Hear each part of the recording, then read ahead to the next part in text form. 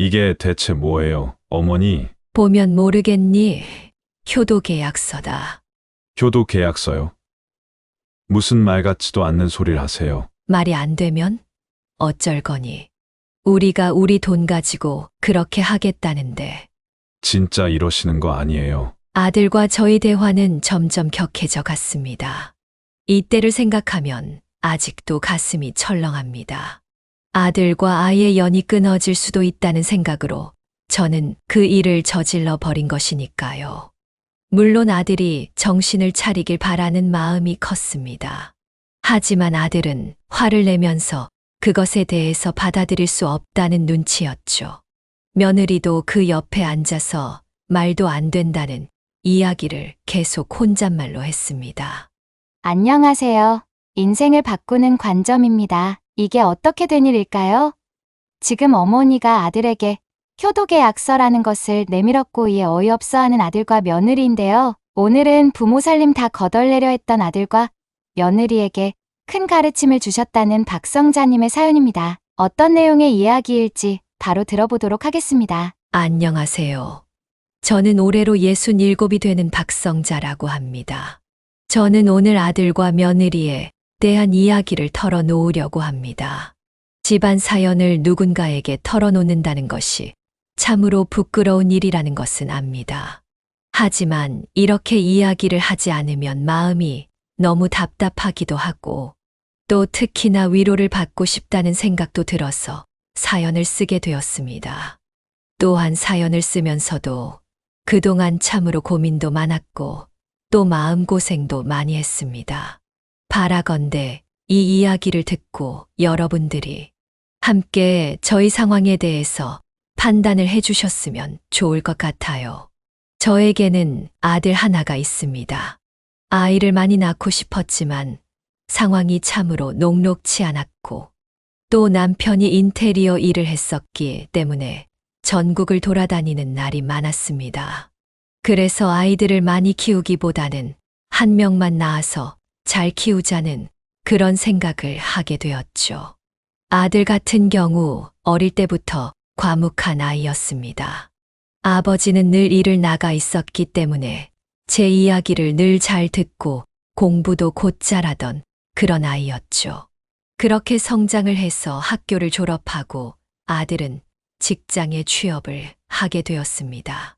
그때 처음으로 독립을 하게 되었는데 시원섭섭한 마음이 들더군요. 그러다 어느 날 때가 오게 되었습니다. 아들이 결혼을 한다고 며느리감을 데려왔습니다. 며느리는 생기발랄하고 밝은 얼굴을 가지고 있었죠.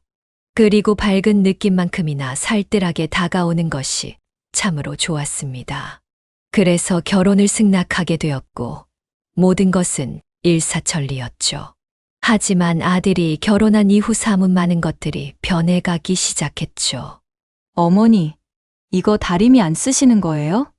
아니, 그거 종종 쓰는 건데 왜 그러니 새아가? 저희 집에 다리미가 고장이 났는데 새로 사려니까 너무 비싸지 뭐예요. 그래서 중고라도 찾고 있었는데 어머니 집에 다리미가 2개 있길래 물어봤어요. 아, 그러면 그거 가져다 쓰려무나. 가끔 쓰는 거고 나는 내가 쓰던 게 편하니까. 처음에는 이런 며느리의 모습이 알뜰살뜰해서 좋아 보였습니다. 요즘에 돈만 쓰기 좋아하는 젊은 사람들이 참으로 많죠. 그래서 저는 차라리 조금 궁색할 수는 있어도 알뜰살뜰 아끼는 것이 훨씬 낫다고 생각을 했습니다. 하지만 날이 갈수록 며느리의 이런 모습들은 점점 심해지기 시작했습니다. 처음에는 그저 그러려니 이런 생각을 했었죠. 또 제가 시어머니가 된 입장이고 며느리가 또 저희 아들이랑 같이 사는 것이기 때문에 저희 아들에게도 좋은 것이라고 생각을 했었습니다. 그리고 그렇게 며느리와 처음으로 함께한 명절 설날이 되었습니다. 남편과 저는 아들이 출가하고 나서는 조촐하게 명절을 보내는 것이 익숙했지만 처음으로 아들네가 찾아오는 명절이었기 때문에 이번에는 힘을 좀 썼습니다. 각종 전이며 또 소고기도 준비를 하고 아들이 좋아하는 삼계탕까지도 열심히 해놓았죠. 준비를 하는데 생각보다 시간이 한참 걸렸지만 그래도 아들과 며느리가 좋아할 모습을 떠올리면서 열심히 준비를 하였습니다. 그리고 명절 당일이 되어서 며느리와 아들이 찾아왔죠. 식사를 같이 하는 자리에서 며느리는 제 음식을 정말 좋아하더군요. 어머니, 이거 전 어떻게 하신 거예요? 너무 맛있는데요? 아, 그래. 다행이구나. 이거 좀 싸가거라. 혹시 조금 더 싸가도 돼요? 저희 어머니 드리면 진짜 좋아하실 것 같아요. 저는 오히려 그 이야기가 더 반가웠습니다. 자기 어머니를 생각하는 마음도 갸륵했고 또 제 음식이 그렇게 맛있었다니 기분이 좋았죠. 하지만 생각보다 아들네는 일찍 자리를 떴습니다. 왜 벌써 가니? 이제 장모님 댁에 들렸다가 저희도 좀 쉬고 일할 게 있어서요. 일이 그렇게 바쁘니 아시잖아요. 요즘 회사에서 살아남으려면 쉽지 않아요. 계속 무한 경쟁이에요. 아들의 말에 저는 아쉬웠지만 또 요즘처럼 경쟁이 심한 시대에는 어쩔 수 없구나 그런 생각도 들었죠. 그런데 갑자기 며느리가 캐리어에서 반찬통을 꺼내 음식을 담기 시작하는 게 아니겠어요? 온갖 반찬을 싹 쓸어 담더군요. 김치까지도 거의 반절을 가져가는데 솔직히 속으로 너무 많이 가져간다는 생각이 들었습니다. 안 그래도 제가 아련히 잘 싸줬을 텐데 며느리는 저에게 묻지도 않고 냉장고를 싹 다 뒤져가며 먹을 만한 건 전부 다 챙겼습니다. 너무 어이가 없어 아무 말도 나오지 않았어요. 저와 남편이 많이 먹는 건 아니더라도 그래도 어느 정도 기간 동안 먹을 양을 맞춰서 만들어 놓은 것인데 말이에요. 그렇게 아들과 며느리가 떠나자 음식의 절반은 사라졌고 또 설거지 거리만 잔뜩 남아있더군요. 저는 다소 속상하고 허무한 느낌이 들었습니다. 여보, 너무 음식을 많이 가져간 것 같아요. 그럴 수 있지. 뭘 그런 거 가지고 그래? 당신 음식 맛있다고 하면서 먹었으니까. 그거면 됐지 뭐. 그래도 좀 아니지 않나 싶기도 하고. 음식 가지고 너무 많이 가져가네 뭐네. 우리 나이에 따지는 것도 그렇고. 뭐 우리 아들도 잘 먹을 테고 사돈네도 잘 먹을 테니까 좋은 일이지 뭐. 그런가요? 그래도 좀 그렇네요. 저는 남편과 이야기를 하면서도 찝찝하고 좀 그렇다는 생각을 하게 되었습니다. 아깝다는 것은 아니었지만 그래도 이건 좀 선을 넘은 것은 아닌가 그런 생각이 솔직히 있었죠. 하지만 정말 남편의 말처럼 음식 가지고 왈가왈부하는 것도 쪼잔해 보일 것 같았기 때문에 그냥 그러려니 하고 넘어가게 되었죠. 하지만 점점 며느리의 빈대근성은 심해지게 되었습니다. 종종 저희 집에 찾아오면 항상 빈손으로 가는 일은 없었습니다. 어머, 이거 홍삼 아니에요? 그래, 그거 선물로 들어왔는데 좋은 거라고 하더구나. 이거 몇 개 가져가도 돼요? 몇 개, 그거 몇 개 가져가서 어디다 쓰려고? 요즘 남편 기력이 허한 것 같아서 좀 먹여볼까 해서요. 병식이가 몸이 요즘 안 좋든? 아무래도 회사에서 일하는 게 쉽지는 않은가 봐요. 그래, 그럴 수 있지. 몇 개 가져가지 말고 다 가져가서 먹으려무나. 어머님 거는요? 우리야 뭐 아픈 데도 없고 또 선물 들어오면 그거 먹으면 되니까.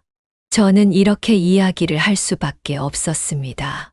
며느리가 아들을 내세워서 뭐가 필요하다 말다 그러는데 딱 잡아서 안 된다고 하는 것도 야박해 보인다는 생각을 했기 때문입니다.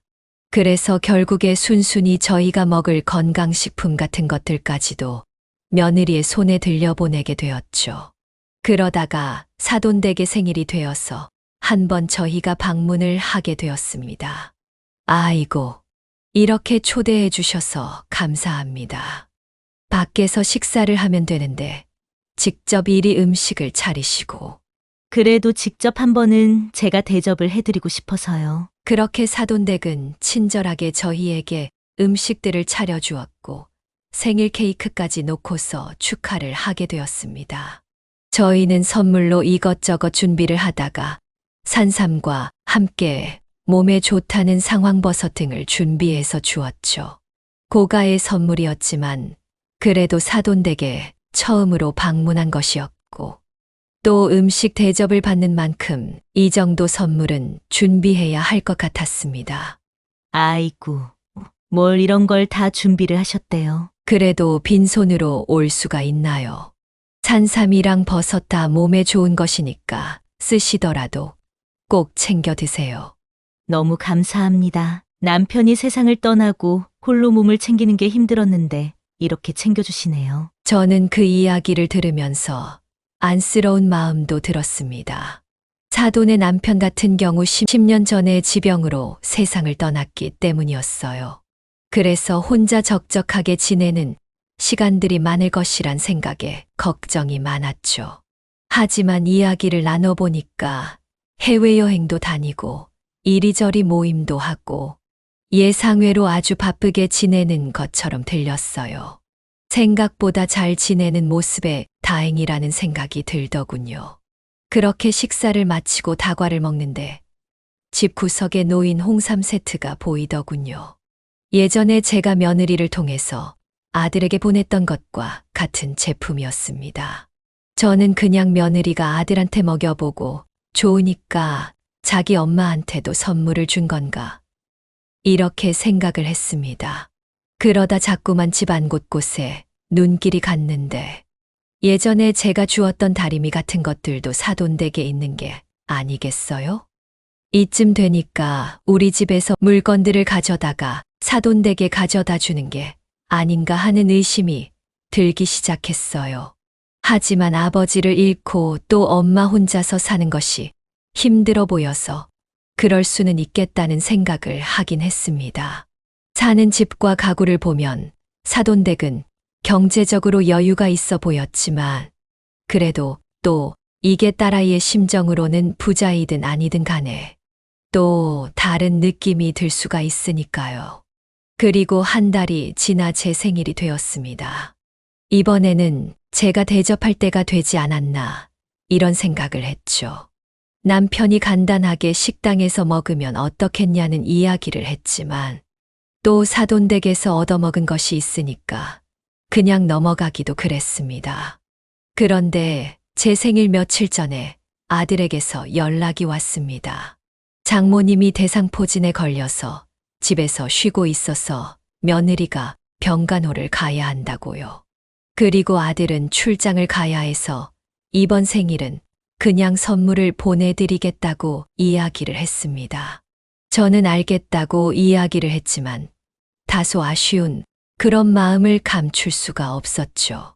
그런데 생각을 해보니까 사돈이 아프면 뭐라도 좀 챙겨서 가져가야 하는 것이 아닌가 싶었습니다. 남편은 제가 하는 것이 오지랖이라며 더 부담 주는 것이라 하지 말라고 했지만 저는 마음을 전하고 싶었어요. 그래서 저는 생일날 마침 시간도 많이 있었고 그래서 음식을 싸서 사돈댁으로 향했습니다. 물론 며느리에게 전화를 했지만 받지 않아 사돈댁에 반찬 좀 가지고 가겠다고 문자를 남겼죠. 일전에 한 번 갔던 터라 그래도 가는 길은 수월했습니다. 사실 이렇게 바리바리 음식을 싸들고 어딘가 가는 것을 선호하지는 않지만 그래도 사돈이 빠르게 쾌차하길 바라는 마음뿐이었죠. 그렇게 사돈댁이 있는 고급 아파트에 도착을 했습니다. 저희 집도 못 사는 편은 아니었지만 확실히 사돈댁은 상당한 부자라는 것이 아파트 전경에서부터 드러났습니다. 결혼을 할 때 사돈댁이 좋은 집안이었다는 것도 결혼을 승낙할 때 분명 무시할 수 없는 부분이었었죠. 이렇게 이런저런 생각을 하면서 사돈댁으로 향했습니다. 1202호라는 숫자를 보고서 벨을 눌렀습니다. 하지만 아무런 응답이 없었습니다. 어디 나갔나? 저는 이런 생각도 들었습니다. 대상포진 같은 경우 워낙 아프기 때문에 병원에 가서 링게를 맞는 그런 경우도 있으니까요. 입원까지 하기도 하고요. 그래서 혹시나 저는 그런가 싶어 아들에게 전화를 걸었지만 받지 않더군요. 아들이 안 받으니 며느리에게 전화를 했습니다. 역시나 통화가 되질 않았습니다. 상황이 이렇게 되자 싸온 음식을 어쩔까 고민을 했죠. 저는 일단 다시 내려와서 경비실로 향했습니다. 일단 혹시나 해서 경비실에 물어보면 알까 싶었기 때문입니다. 안녕하세요. 저 1202호 사돈되는 사람인데요. 혹시 1202호 사람이 없던데 어디 가신지 아시나요? 경비실에 이런 걸 말하고 다니는 사람은 없기 때문에 당연히 모를 것이라 생각을 했습니다. 하지만 경기실에서는 의외로 알고 있더군요. 1202호 사모님이요. 며칠 전에 어디 가시는 것 같던데요. 그래요? 알겠습니다. 저는 며칠 전에 나갔다고 한다면 병원에 입원을 했나 이런 생각을 했습니다. 괜히 걱정 끼치기 싫어서 말하지 않았나 싶기도 했고요. 애써 여기까지 왔지만 일단은 되돌아가는 것이 좋을 것 같다는 생각을 했습니다. 그렇게 집에 가려고 천천히 근방으로 나가 택시를 잡으려고 했습니다. 하지만 잘 잡히질 않더군요.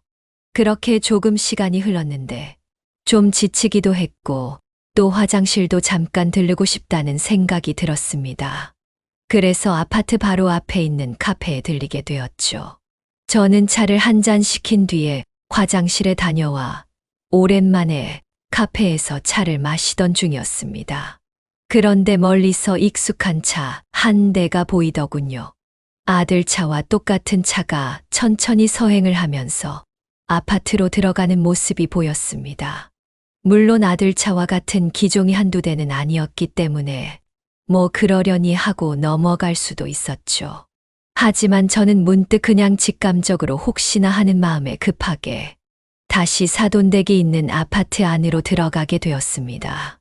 그러자 멀리서 트렁크에서 짐을 내리고 있는 아들과 며느리 그리고 사돈의 모습이 보였습니다.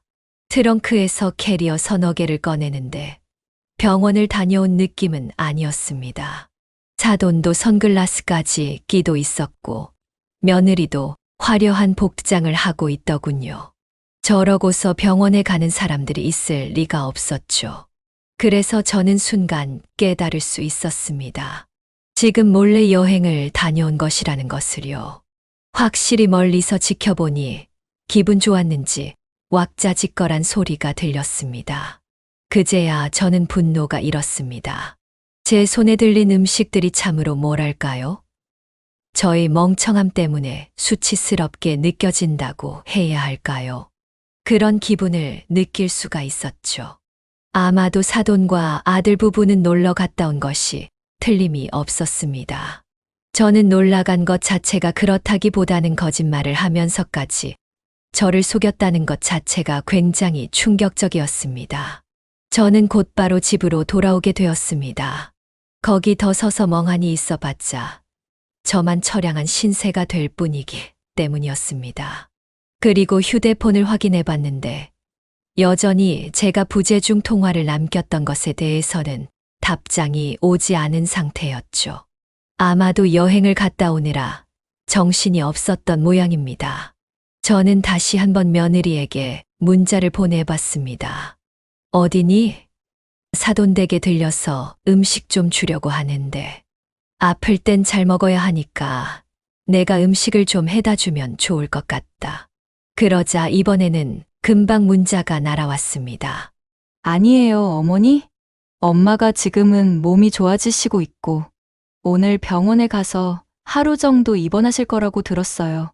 말씀만으로도 감사해요, 어머니. 이렇게 문자가 온 것이었습니다.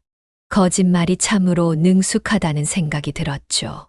이번에는 아들에게 문자를 보내보았습니다. 얘야, 출장 갔다던 일은 어떻게 됐니? 별일 없는 거니? 물론이죠, 어머니. 잘 끝내고 이제 들어갈 거예요. 저는 아들의 거짓말에도 기가 찼습니다. 그렇다면 아까 본 것은 제가 헛개비를 본 것일까? 이렇게까지 생각이 들었습니다. 차라리 헛개비를 본 것이라면 더 나을 것 같았죠. 그랬다면 오히려 마음에 상처를 입지는 않았을 테니까 말입니다. 아들과 며느리가 입에 침도 바르지 않고 이렇게 거짓말을 하는 것에 대해서 도저히 용서가 안 되었습니다. 머릿속에는 어느새 그 생각만이 맴돌았어요. 제가 막 그렇게 뭔가 심각하게 생각하고 이러는 것은 정신건강에 좋지 않아서 피하는 편인데 이번에는 그것이 마음대로 되질 않더군요.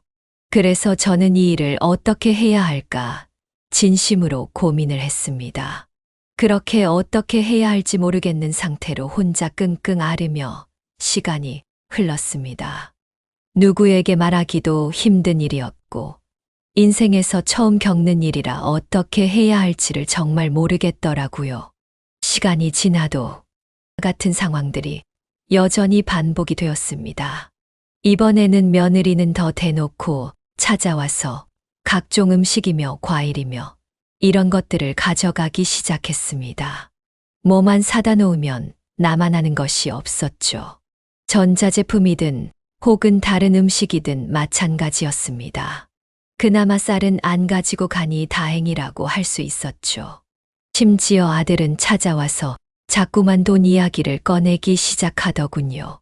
뭐 때문인지 알 수는 없었는데 어느 순간부터인가 아들의 입에서 돈 이야기가 계속해서 나오는 것이 참으로 묘했습니다.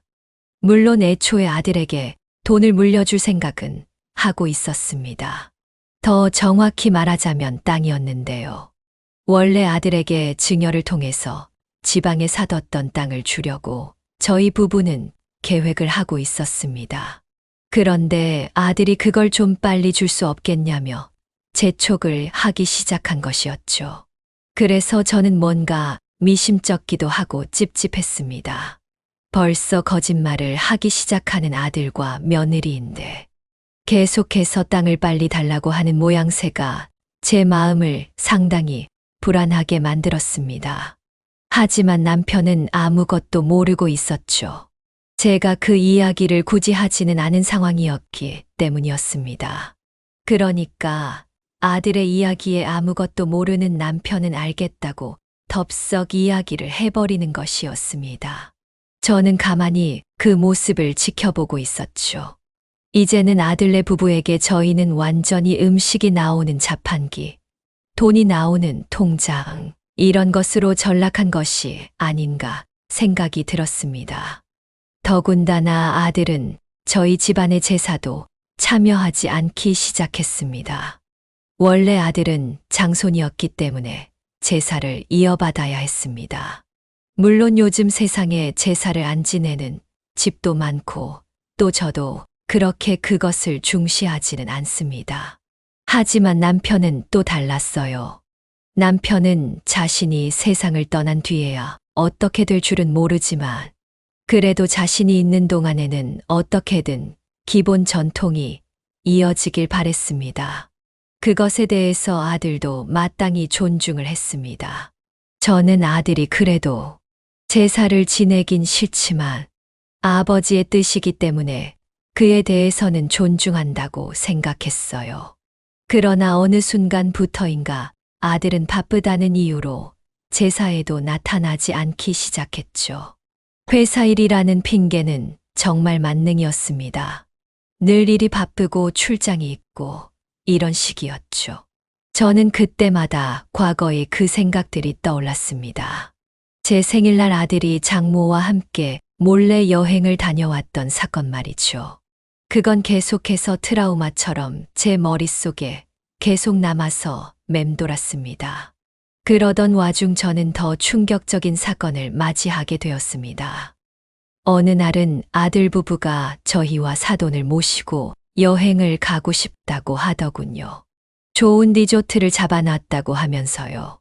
일전에 그런 일이 있었기에 저는 딱히 내키지는 않았습니다만 그래도 남편이 내심 엄청 좋아하는 것 같아서 함께 동행을 하게 되었습니다.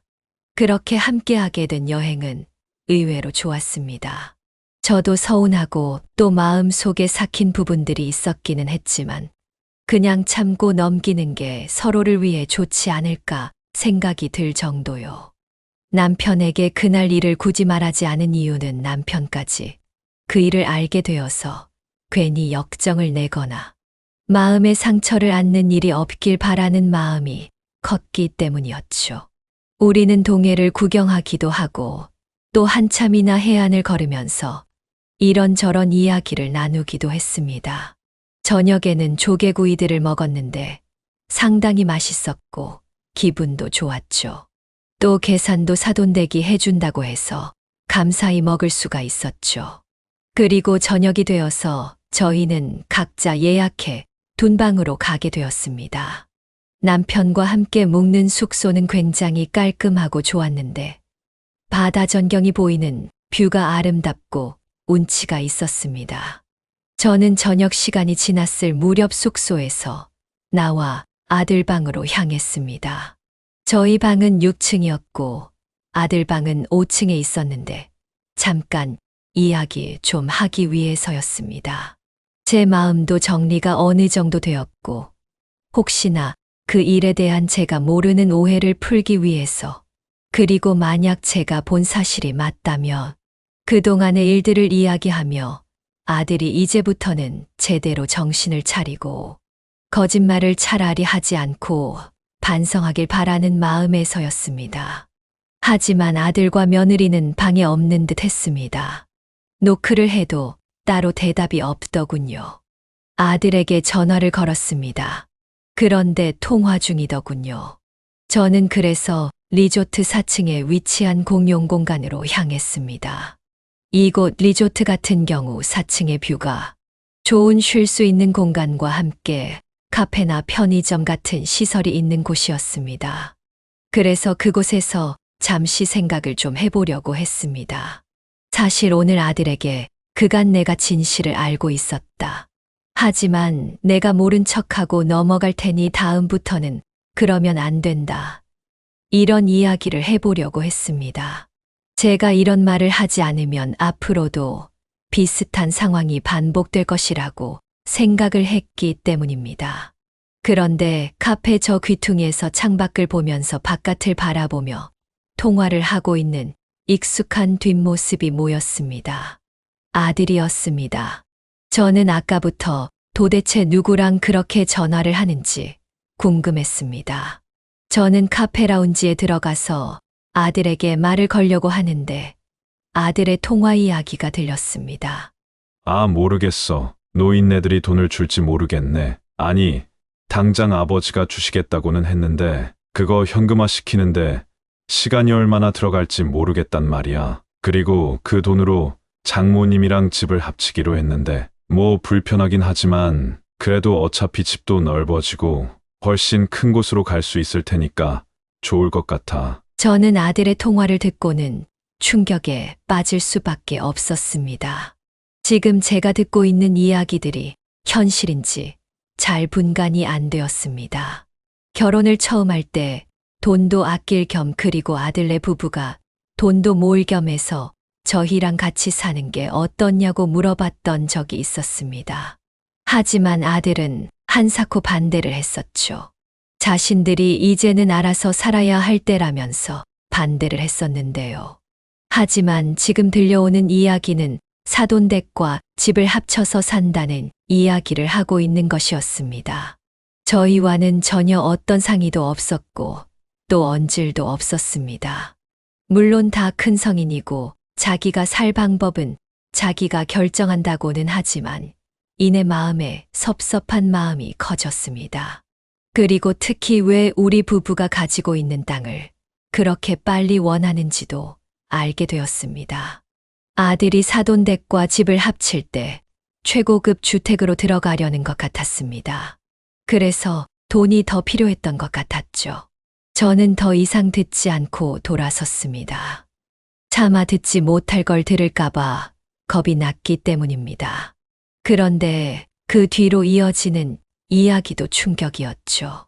당연히 부모님보다는 장모님 댁이지. 돈이 훨씬 많잖아. 그쪽에 줄을 서야 뭐 떡고물이라도 떨어지지. 우리 부모님 아무것도 없어. 거기 붙어서는 평생 떡고물 하나도 못 먹어. 이런 이야기를 아무렇지도 않게 대놓고 하는 것이었습니다. 아무리 모르는 사람들과 있는 공간이라지만 부끄럽지도 않은가 싶었습니다. 저런 불효막심한 이야기를 아무렇지 않게 하는 것을 보고서 저는 제 아들이 맞나 싶었습니다. 혹여나 뒷모습만 똑같지 아예 다른 사람이지 않을까 생각했기 때문입니다. 하지만 목소리도 똑같았고 그 특유의 말투 또한 똑같았죠. 전화하는 그 남자는 틀림없이 제 아들이었습니다. 저는 그대로 바로 숙소로 향하지 못했습니다. 1층으로 나와서 잠시 리조트 주변을 거닐었습니다. 눈물이 나는 것을 겨우겨우 진정시키기 위해서였습니다. 우리 부부는 정말 온갖 고생을 하면서 아들을 키워냈습니다. 아들이 건강하게 그리고 부족함 없이 자라기를 바랬기 때문에 정말 아들의 교육에 대해서 또 먹거나 입는 것 등 모든 면에서 지원을 아끼지 않았습니다. 남들이 유난이라고 할 정도로 아들에게 투자를 했죠. 고등학교 때는 아이가 과외를 하고 싶다고 해서 수소문을 해서 당시 150만 원이나 하는 과외 선생님을 2명이나 붙여주기도 했습니다. 그 정도로 아들이 필요하다는 것에 대해서는 열과 성을 다했죠. 그런데 돌아오는 결과물이 이것이었습니다. 예설은들이 너무 애들한테 잘해주면 버릇없이 큰다고 했었는데 이건 버릇이 없는 정도가 아니었습니다. 회사에서 다른 사람한테도 이렇게는 못 대할 것입니다. 아니죠. 아예 모르는 사람한테도 이런 식으로 생각하고 등쳐먹을 생각은 못할 겁니다. 지엠이랑 애비가 참으로 만만하게 보였구나. 이런 생각이 많이 들었습니다. 저는 그렇게 1시간 남집 바깥에서 한참을 생각하고 걸은 뒤 다시 리조트로 돌아왔습니다. 그렇게 숙소로 향하는데 며느리가 있는 것이 보였습니다. 며느리는 저에게 반가운 얼굴을 하면서 다가왔습니다. 어머니, 어디 다녀오세요? 그래, 바람 좀 쐬고 왔다. 여기 바다가 생각보다 괜찮죠? 그래, 그렇더구나. 어머니, 그이한테 들었는데 이번에 땅 증여해 주시기로 하셨다면서요. 아, 그래, 들었구나. 내 오빠가 이야기해줬어요. 그런데 어머니, 그 땅 언제쯤 받을 수 있을까요? 왜? 돈이 필요한 거니? 그게 아니라 증여세도 내야 하고 또 이래저래 잘 투자를 해야 해서 생각을 해보고 있어서요. 오빠랑 많이 이래저래 고민해보고 있는 중이에요. 그렇구나. 부동산 같은 걸 투자할 생각이니? 네. 어떻게 아셨어요? 아무래도 저희 집 팔아서 그 땅 판 돈이랑 해서 좀 땅값이 올라갈 것 같은 아파트를 살까 고민을 많이 하고 있었는데. 요즘 재테크야 부동산이 가장 안전하니까. 그쵸? 어머니도 그렇게 생각하시죠?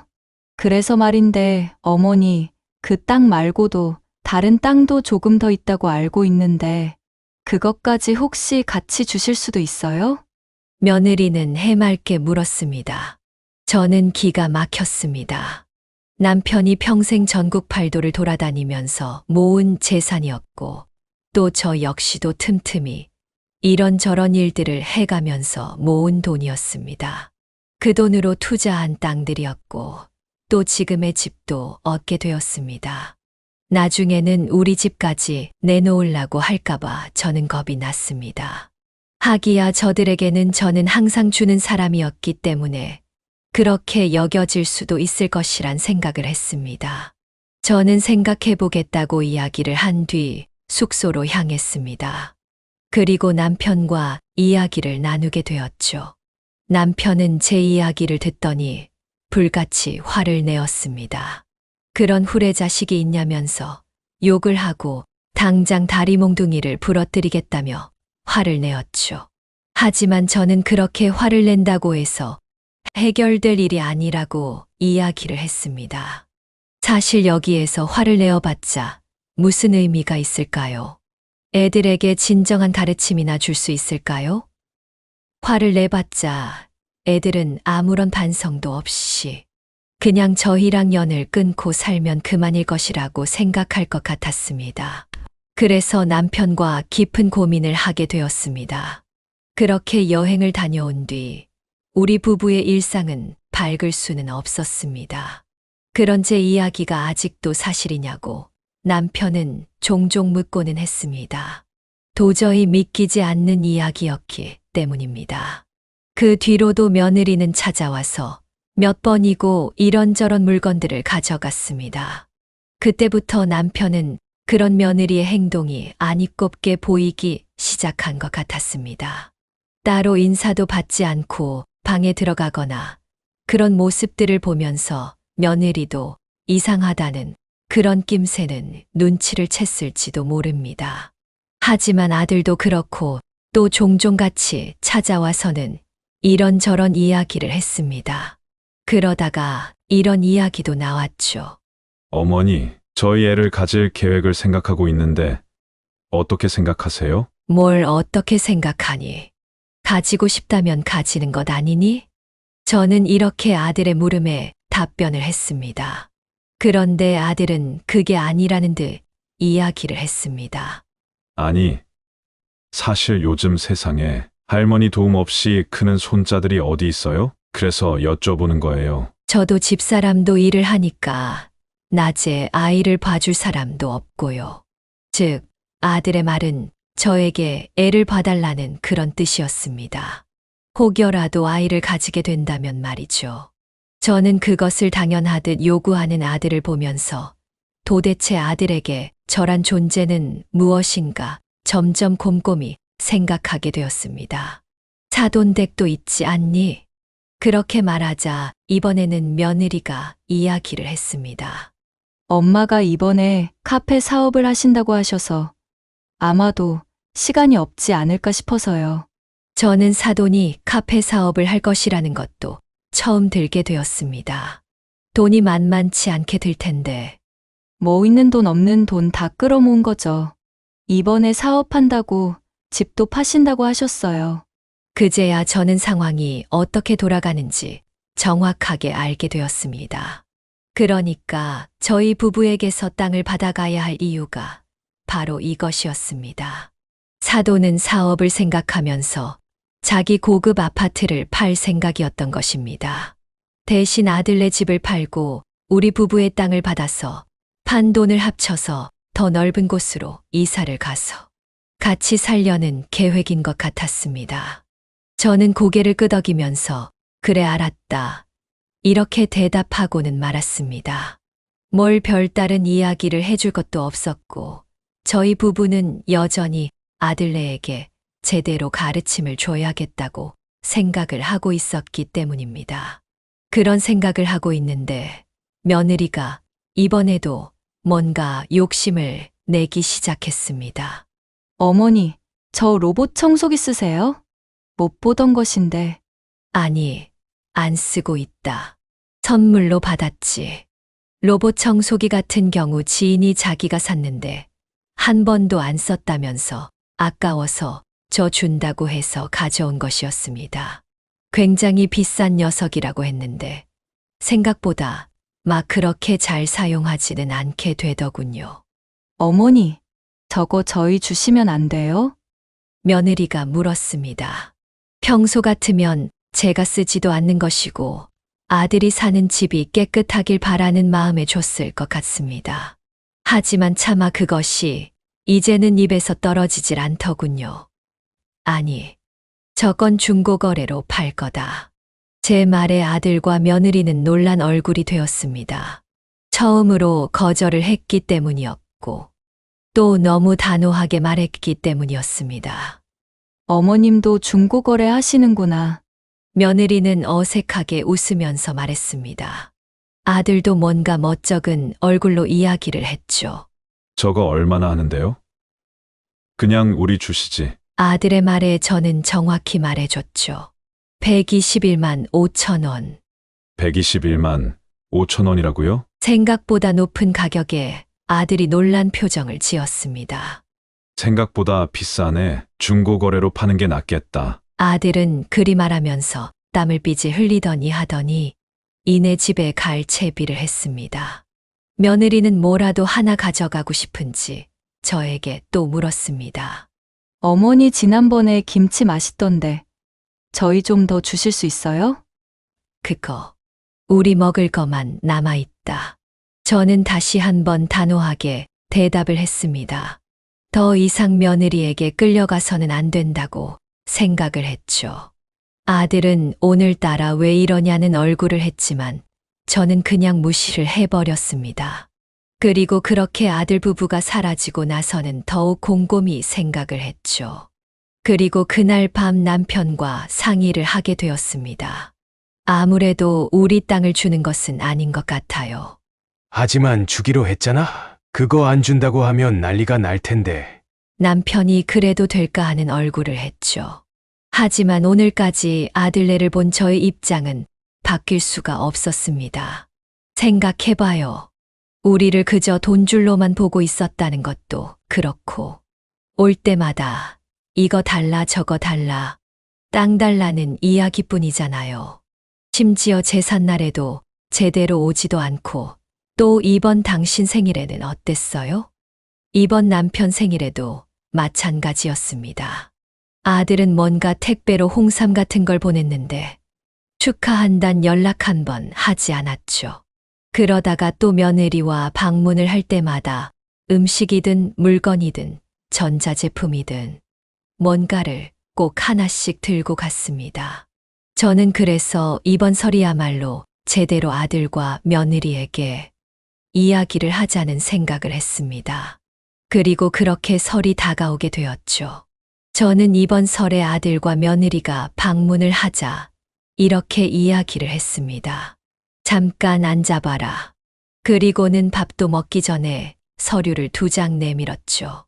그 안에는 제가 그동안 생각했던 다양한 내용들이 담겨 있었습니다. 이런 식으로 이야기를 하고 싶지는 않았지만 어쩔 수 없구나. 이게 뭔데요?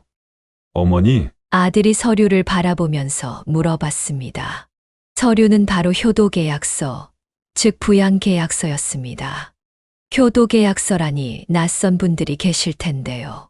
뉴스에서 가끔 볼 수 있을 만큼 우리나라에서는 이미 부모의 돈을 노린 자식들이 그 돈을 빼돌리고 자신은 호가호위를 누리면서 부모를 버리는 사건들이 제법 있었죠. 얼마 전 우연히 본 뉴스 하나가 제가 이 서류를 쓰게 된 시발점이 되었습니다. 그 뉴스에서는 아들 명의로 오피스텔 등을 물려준 아버지가 있었는데 아들이 이것을 물려받은 뒤 전혀 부양의 의무를 하지 않아서 아버지가 고소를 했다는 내용이었습니다. 그런데 놀랍게도 판결에서 실제로 증여를 받은 사람이 부양 의무를 이행하지 않을 경우 증여자는 그 증여를 언제든지 취소할 수 있다는 것이었습니다. 저는 굳이 그 핵심 내용들을 추려서 서류로 만든 것이었죠. 물론 효도계약서라는 것이 실제로 법에 존재하는 것은 아니었습니다. 하지만 모든 거래에는 그 계약서를 만드는 순간 법적으로 따져볼 수 있는 것들이 생기는 법입니다. 저는 그래서 효도계약서라는 것을 정말 유치하지만 40이 다 되어가는 아들에게 내밀었습니다. 아들은 그것을 받아들고 불쾌하다는 표정을 지었습니다. 어머니, 제가 못한 게 뭐가 있다고 이러세요? 그러자 이번에는 남편이 나서서 분노를 참으며 이야기를 했습니다. 다 들었다. 내 놈이 왜 그렇게 우리 땅을 독촉하면서 달라는지 사돈 모시고 살 생각이더냐? 아들과 며느리는 남편의 말에 놀란 표정을 지었습니다. 나는 사돈을 모시고 사는 것에 반대할 생각은 없다. 오히려 잘된 일일 수도 있지. 사돈은 혼자서 사니까. 다만 너희는 뻔뻔하게 거짓말을 하고 우리 땅을 달라고 독촉을 했다. 그리고 우리를 돈줄로 보고 음식이나 만드는 식모 취급을 해왔다는 것. 부정할 수 있어? 남편의 말이 벼락같이 떨어졌습니다. 그러자 며느리도 아들도 아무런 이야기를 못했죠. 계약서 잘 보거라. 저는 그러면서 계약서의 조항 하나하나를 이야기해 줬습니다. 우리가 정확히 가진 재산은 그 아래 써 있다. 내가 얼마큰 효도를 하느냐에 따라서 가져가는 지분이 달라질 거야. 나머지 재산은 우리 남은 여생 편하게 보내는데 쓸 거 빼고 전부 사회에 환원할 거다. 기부한다는 이야기야. 그 말에 며느리와 아들은 난처한 얼굴이 되었습니다. 아니, 아무리 그래도 어머니, 이건 너무. 며느리가 말했습니다. 그리고 사돈댁에도 이 이야기는 해둘 거다. 너희들 행실을 아는지 모르는지 모르겠지만 적어도 이건 우리가 받아야 할 최소한의 대우이자 너희에게 하는 경고야. 우리는 널 키울 만큼 키웠고 그 의무를 다했다. 남편이 칼같이 이야기를 하자 아들은 고개를 푹 숙였습니다. 이런 식으로 아들에게 효도계약서라는 것까지 매밀 줄은 꿈에도 상상을 못했습니다. 너무 하세요. 진짜로 이건 아닌 것 같아요. 저희가 잘못을 했다면 얼마나 잘못했다고. 어떻게 이렇게 저희에게 냉정하게 구실 수가 있어요? 음식 그거 몇 개 가져다 먹었다고 이러시는 거예요? 맞아요, 어머니? 저희가 음식을 좀 가져가고 얌체스럽게 군 건 사실이지만 이렇게까지 하시는 건 완전히 남만도 못한 거예요. 그리고 주시기로 한 땅 그거 주셔야지. 이렇게 말을 바꾸시면 저희는 어떻게 해요? 저희도 나름대로 계획을 세워둔 것들이 있는데요. 며느리와 아들은 발에 불똥이 떨어진 듯 말을 내뱉기 시작했습니다. 그들의 이야기를 들으니 더 억장이 무너지는 것 같았죠. 확실히 지금 며느리와 아들의 눈에는 저희가 돈으로 보이는 것이 분명했습니다. 생각을 바꿀 일은 없다. 그것 계약서대로 하고 싶다면 사인을 하고 아니라면 우리는 우리대로 계획을 세워서 돈을 쓸 거다. 저는 냉정하게 말했습니다. 하지만 이렇게라도 애들에게 정신을 바싹 차리도록 만들어야 했습니다. 요즘 세상이 아무리 거꾸로 돌아가고 요지경이라고 하지만 제 부모 살 파먹는 짓을 부끄럽지 않게 여기는 것은 도리를 벗어난 일이었습니다. 짐승도 그렇게는 살지 않기 때문이죠. 그렇기 때문에 저는 이 모든 것들을 바로 잡기 위해서 이 계약서를 내밀게 된 것이었습니다. 저는 계속해서 말을 이어갔습니다. 부모에게 지원할 생활비 액수, 부모의 주거 및 생활환경에 대한 지원 방법, 정서적인 교류 방법과 횟수 등이 다 빈칸으로 되어 있을 거다. 그건 너희가 알아서 결정을 할 사안이야. 그리고 재산은 n분의 1씩 조금씩 증여를 할 거야. 하는 만큼 돌아간다는 이야기지. 저는 이렇게 말을 하면서도 속이 참담한 것은 어쩔 수가 없었습니다. 그러나 진짜 아들 며느리네와 연을 끊고 살 수는 없었고 또 이들을 아직 바로 잡을 시간이 있다는 생각이 들었기 때문입니다. 그날 설에는 식사 자리는 없었습니다. 그렇게 아들네가 돌아가고 나서 남편과 저는 식탁에 앉아 이야기를 했습니다. 이게 잘한 일일까요? 제 물음에 남편은 말했습니다. 당신이 이 제안을 했을 때 나는 이게 맞구나 싶었어. 이렇게라도 가르치지 않으면 저 놈들 완전히 우리가 키웠다는 게 부끄러운 놈들이 될 거야. 저는 고개를 끄덕일 수밖에 없었습니다. 지 부모도 돈줄로만 보는데 밖에 나가서는 얼마나 많은 사람들에게 해악을 끼치며 살게 될까요?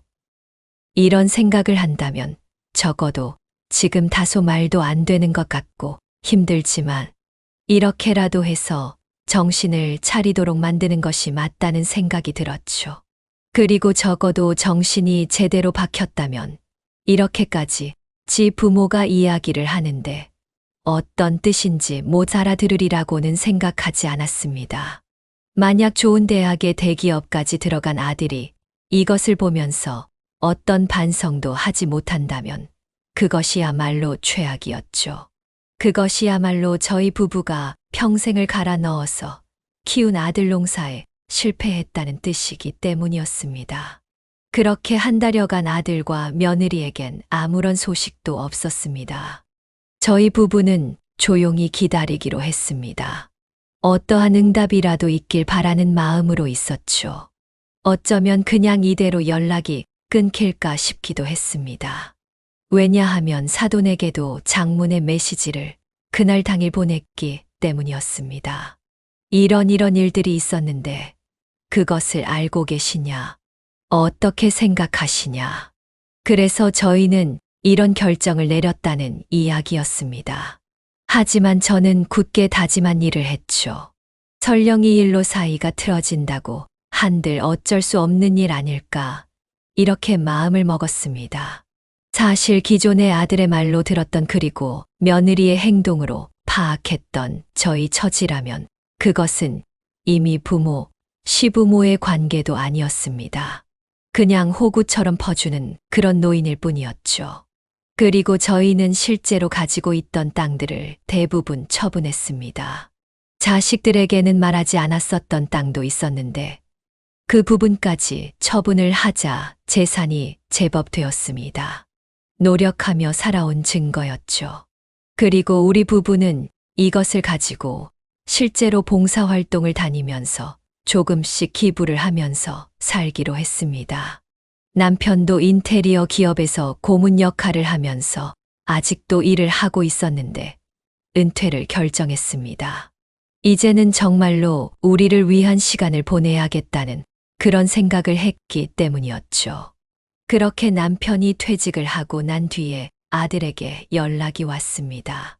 그동안 자신의 잘못을 반성한다는 이야기를 하는 모습이었습니다. 그리고 땅에 대해서는 주시던 안 주시던 상관없다는 이야기를 하는 것이었습니다. 다만 그 이야기가 있고 나서 아직은 충분히 생각이 정리가 되질 않았는지 찾아오지는 않았습니다. 그렇게 시간이 더 지나고 문득 어느 날 찾아온 아들은 고개를 숙이면서 용서를 빌었죠. 그런데 며느리의 모습이 보이질 않았습니다. 며느리와 제 계약서를 가지고 대판 싸웠다고 하더군요. 너무하신 것 아니냐며 그런 이야기를 했다고 하는데 자신은 이걸 보고 다시 옛날 생각들이 나면서 부모님에게 이렇게 하는 것은 아닌 것 같다라는 생각을 했다고 합니다. 그리고 며느리는 친정에 가 있는 상태라고 하는데 딱히 연락은 없다고 하더군요. 효도 계약서 같은 건 말도 안 된다고 말한 것이 마지막이었다고 했습니다. 모르겠습니다. 제 아들이 며느리와 앞으로 어떻게 될지 말이에요. 하지만 최소한 적어도 정상적인 생각은 가지고 살아야 하지 않겠어요? 아무리 각박하고 돈이 전부인 것 같은 세상이라고 하더라도 말입니다. 아들 같은 경우 종종 찾아오기는 하는데 그 사과와 말이 진실일지는 아직 모르겠습니다. 또한 저희 부부는 실제로 아들에게 내밀었던 효도 계약서를 그대로 이행할 생각입니다. 생각해보니 이와 같은 방식으로 주는 것도 나쁘지는 않겠다라는 생각이 들더라고요. 또 저희 또한 더 나이가 들게 되더라도 아들 손을 빌려서 살 생각은 없는 상황입니다. 남편과 좀 더 뒤에 노후를 이야기했을 때 좋은 실버타운에 같이 들어가는 게 낫겠다는 판단을 했죠. 그곳에는 요즘 의사도 실시간으로 거주하고 있고 음식 등도 다 케어가 된다고 하더군요. 물론 가격이 만만치는 않지만 그 정도 돈은 이미 모아둔 상황이기 때문에 큰 걱정은 없는 상태입니다. 다만 아들이 아직도 얼굴이 펴지지 않는 모습이라 그것은 참으로 마음에 걸리고 가슴이 미어지는 것 같기는 합니다. 그리고 아들의 입에서는 아직도 며느리에 대한 이야기는 나오지 않는 것으로 봐서 상황은 좋지 않은 것으로 생각이 됩니다. 그래서 저는 괜히 아들의 결혼에 방해를 놓은 나쁜 시어머니가 아닐까 그런 생각도 하게 되었습니다. 하지만 누군가는 나쁜 사람이 되어서 뭔가를 제대로 알려줄 수 있다면 그 역할을 제가 하겠다는 생각도 했습니다.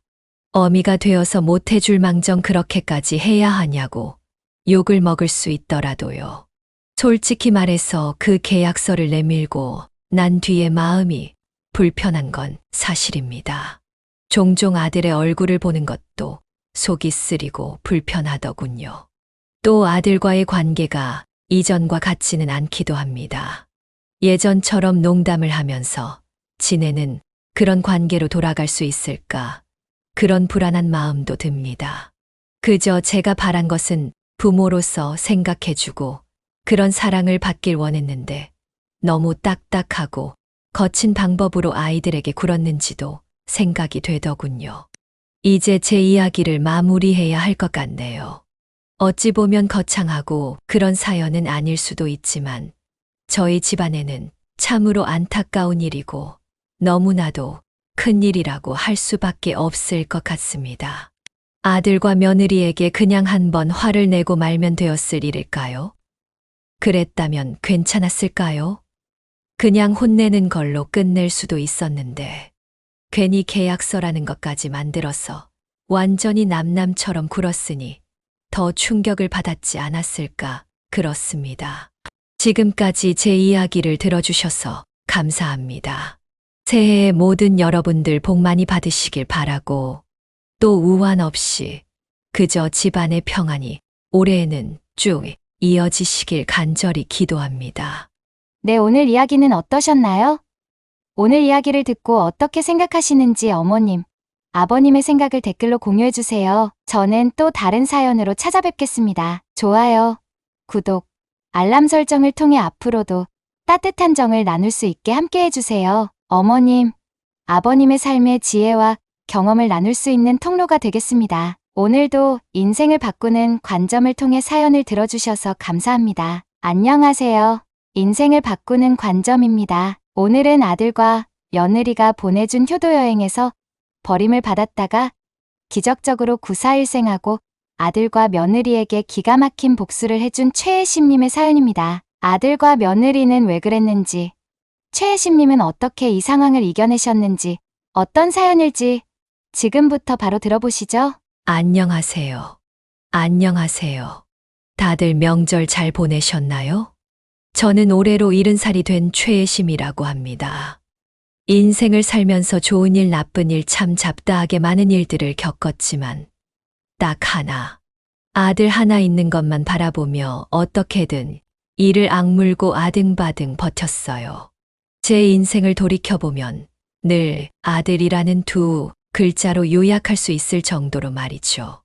아마 제 나이 또래 분들이시라면 다들 그러셨겠지만 저는 딱 20살 때 시집을 갔습니다. 저는 부모님도 일찍 돌아가셨고 친인척이 하나도 없었기 때문에 누구에게도 의지를 할 수 없었습니다. 더군다나 그 시절에는 다들 어린 나이에 결혼을 했으니 저도 그냥 당연한 일처럼 받아들였죠. 그런데 그 당연함이 저를 많이 울리더라고요. 남편은 책임감이 부족했고 집안을 돌보는 일은 온전히 제 몫이었습니다. 게다가 아이가 잘 들어서지 않아 구박도 참 많이 받았어요. 나이를 더 먹기 전에 아이를 낳아야 하는데 그렇게 아이가 안 생겨서 어쩐담? 몸에 문제라도 있는 건 아닌가 모르겠네. 옆집 김씨네 며느리는 벌써 애가 셋이라던데. 째째. 이런 이야기를 듣는 건 정말이지 지겨웠고 속이 뒤틀리는 것 같았어요. 그렇게 자그마치 5년간 욕을 먹다 겨우 아들이 태어나게 되면서 상황이 조금 나아지긴 했습니다. 시어머니를 따라 저를 구박하던 남편도 처음에는 아이의 탄생에 기뻐하더군요. 그런데 기쁨은 잠깐이고 남편은 점점 더 집을 비우는 날들이 많아졌습니다. 일주일에 4-5번은 술을 마시고 들어오곤 했죠. 당신 좀 적당히 할 수는 없어요? 나만 있는 것도 아니고 이제는 재훈이도 태어났는데 가정에 더 충실해야 하는 거 아니냐고요. 해도 너무하잖아요.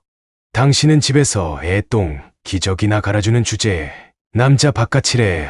뭐 그렇게 말이 많아. 남자가 바깥일을 하다 보면 그럴 수도 있는 거지. 참, 내가 뭐 밖에서 바람을 피고 다녀. 뭐 어떤 살림을 차렸어. 그런 것도 아닌데 뭐 그렇게 잔말이 많아. 제 말을 모두 잔소리로만 알아듣던 남편과는 결국 아들이 5살 되던 해에 갈라섰어요. 집을 나오기 전 아이를 두고 나가라고 소리를 치던 걸 무시하고 아들을 데리고 나왔습니다. 그때부터가 진짜 고생의 시작이었어요. 아이가 울면 같이 울고 아이가 웃으면 그 웃음에 매달려 하루를 버텼습니다. 낮에는 남의 집 청소를 하고 밤에는 또 다른 집에 가서 간단한 바느질 일을 맡아 하곤 했죠. 비 오는 날이면 집에 물이 새서 아이와 함께 바가지를 들고 자기도 했습니다. 솔직하게 말하면 너무 힘들었어요. 주저앉고 싶었고 모든 걸 다 포기하고 싶었습니다. 하지만 이렇게 힘들어하는 저와는 달리 아들은 어두운 표정을 짓지 않고 항상 밝게 웃어줬어요. 마치 제게 힘을 실어주는 것처럼 말이죠. 그리고 어느 날은 제게 이런 이야기를 해주더군요. 엄마, 나 이제 다 컸어. 엄마가 많이 힘들면 나도 돈 벌러 갈게.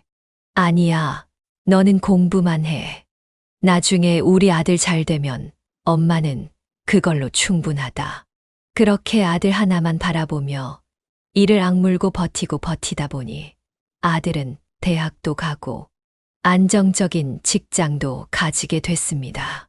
저는요, 그게 제 인생에서 가장 자랑스러운 순간이었어요. 누구의 도움 하나 없이 혼자 힘으로 아들을 키웠고 아들이 문제 없이 잘 자라줘서 그저 감사하기만 했습니다. 하지만 아들이 결혼을 하게 되면서 제 삶에도 조금씩 변화가 나타나기 시작했어요. 아들 내외가 맞벌이를 하다 보니 자연스럽게 손주들을 돌보는 일은 제 몫이 되었고 저는 기꺼이 그 역할을 받아들였습니다. 손주들을 돌보고 집안일을 도맡아 하면서도 힘들다는 생각은 안 했습니다. 오히려 내 자식이 잘 살고 있으니 그게 어디냐 싶었지요. 그리고 아들 내외와 함께 살고 있었기에 고맙다는 생각도 들었습니다. 며느리는 단 한 번도 저와 살면서 인상을 찌푸리거나 하는 일 없이 저를 굉장히 존중해주고 따랐거든요. 특히나 야근을 하고 들어오는 날에는 제게 늘 미안해하곤 했어요. 어머님 죄송해요. 회의가 길어지는 바람에 예준이 예성이 오늘 할머니 말 얌전히 잘 듣고 있었어? 말썽 피운 건 아니지? 예. 그런 건 일절 없었으니까 전혀 신경 안 써도 된다. 우리 예준이 예성이가 얼마나 얌전한데. 낮잠도 잘 자고 밥도 잘 먹었어. 요즘 일이 많이 바쁘지. 네. 아무래도 곧 진급 예정이다 보니 하루하루가 정말 정신이 하나도 없네요. 요새 집에 항상 늦게 들어와서 죄송해요, 어머님. 죄송할 것도 많다.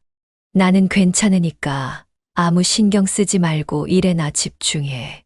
일하는 사람이 집안일까지 같이 신경을 쓰면 일이 손에 안 잡히는 법이야.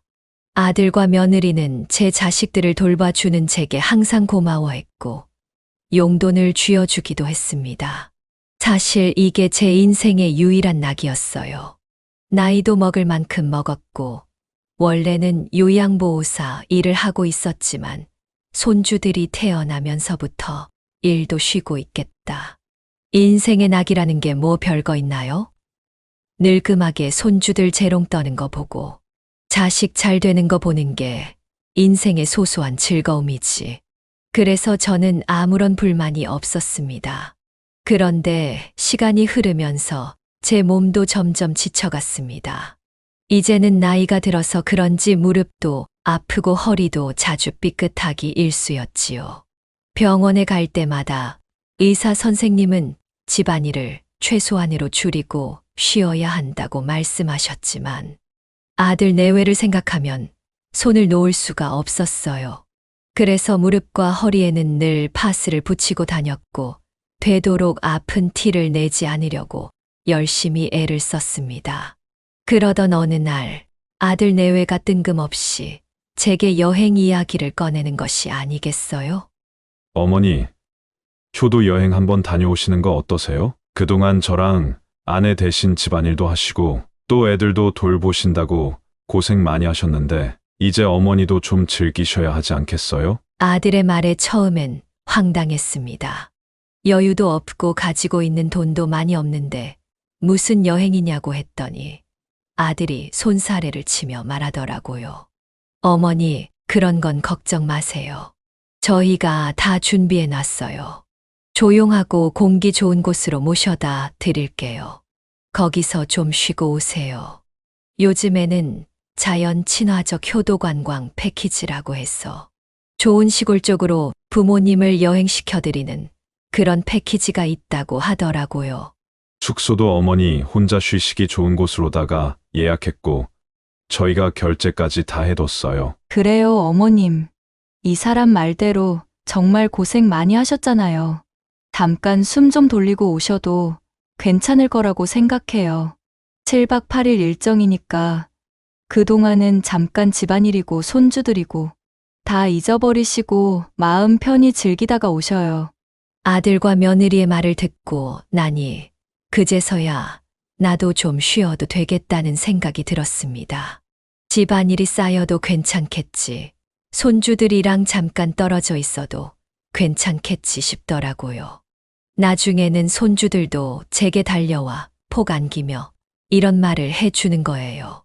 할머니, 여행 잘 다녀오세요. 손주의 말을 듣고 나니까 더 마음이 놓인 저는 여행을 가기로 결정했습니다. 아들이 소개해준 여행지는 다름 아닌 사람이 많이 살지 않는 말 그대로 산골 마을이었어요. 나무가 울창하고 맑은 공기가 흐르는 곳이었지요. 어머니, 거기 가시면 예전처럼 농사 짓는 느낌도 낼 수 있고 조용하게 자연 속에서 쉴 수도 있대요. 아들의 말에 저는 반쯤 설레며 여행 준비를 했고 여행을 떠나는 당일날 며느리는 저를 꼭 껴안으며 말했습니다. 어머님 덕분에 저희가 이렇게 마음 편하게 잘 지낼 수 있는 거예요.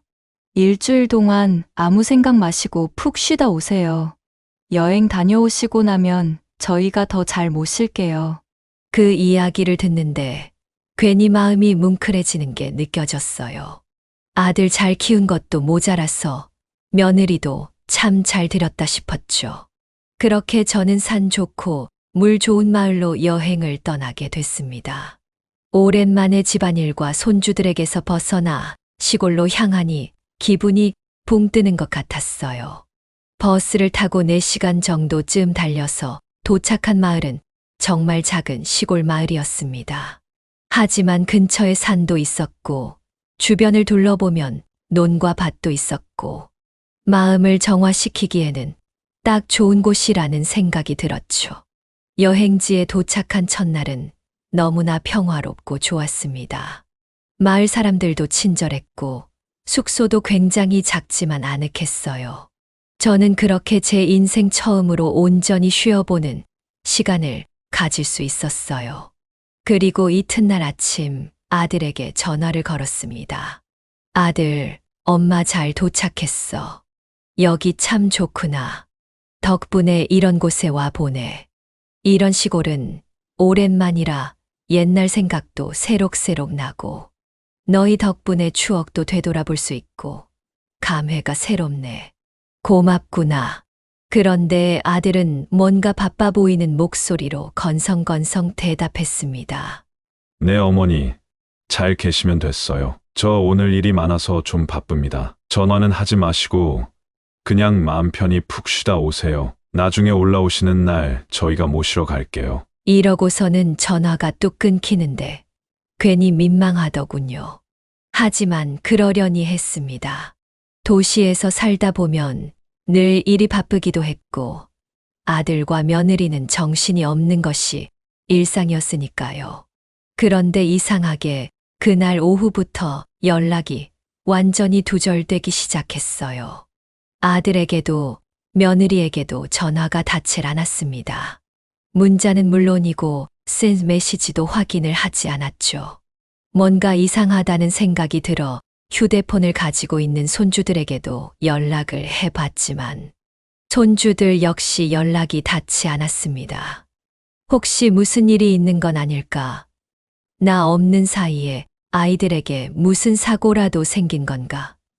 그러면 안 되는데 괜히 마음속으로 조바심이 나기 시작하더군요. 그리고 며칠 후 마을 이장님이 제가 머물고 있는 숙소에 찾아와 이런 말을 하는 겁니다. 어르신, 여기 숙박비가 아직 정산이 안 됐다는데 어떻게 하시겠어요? 저는 순간 당황했습니다.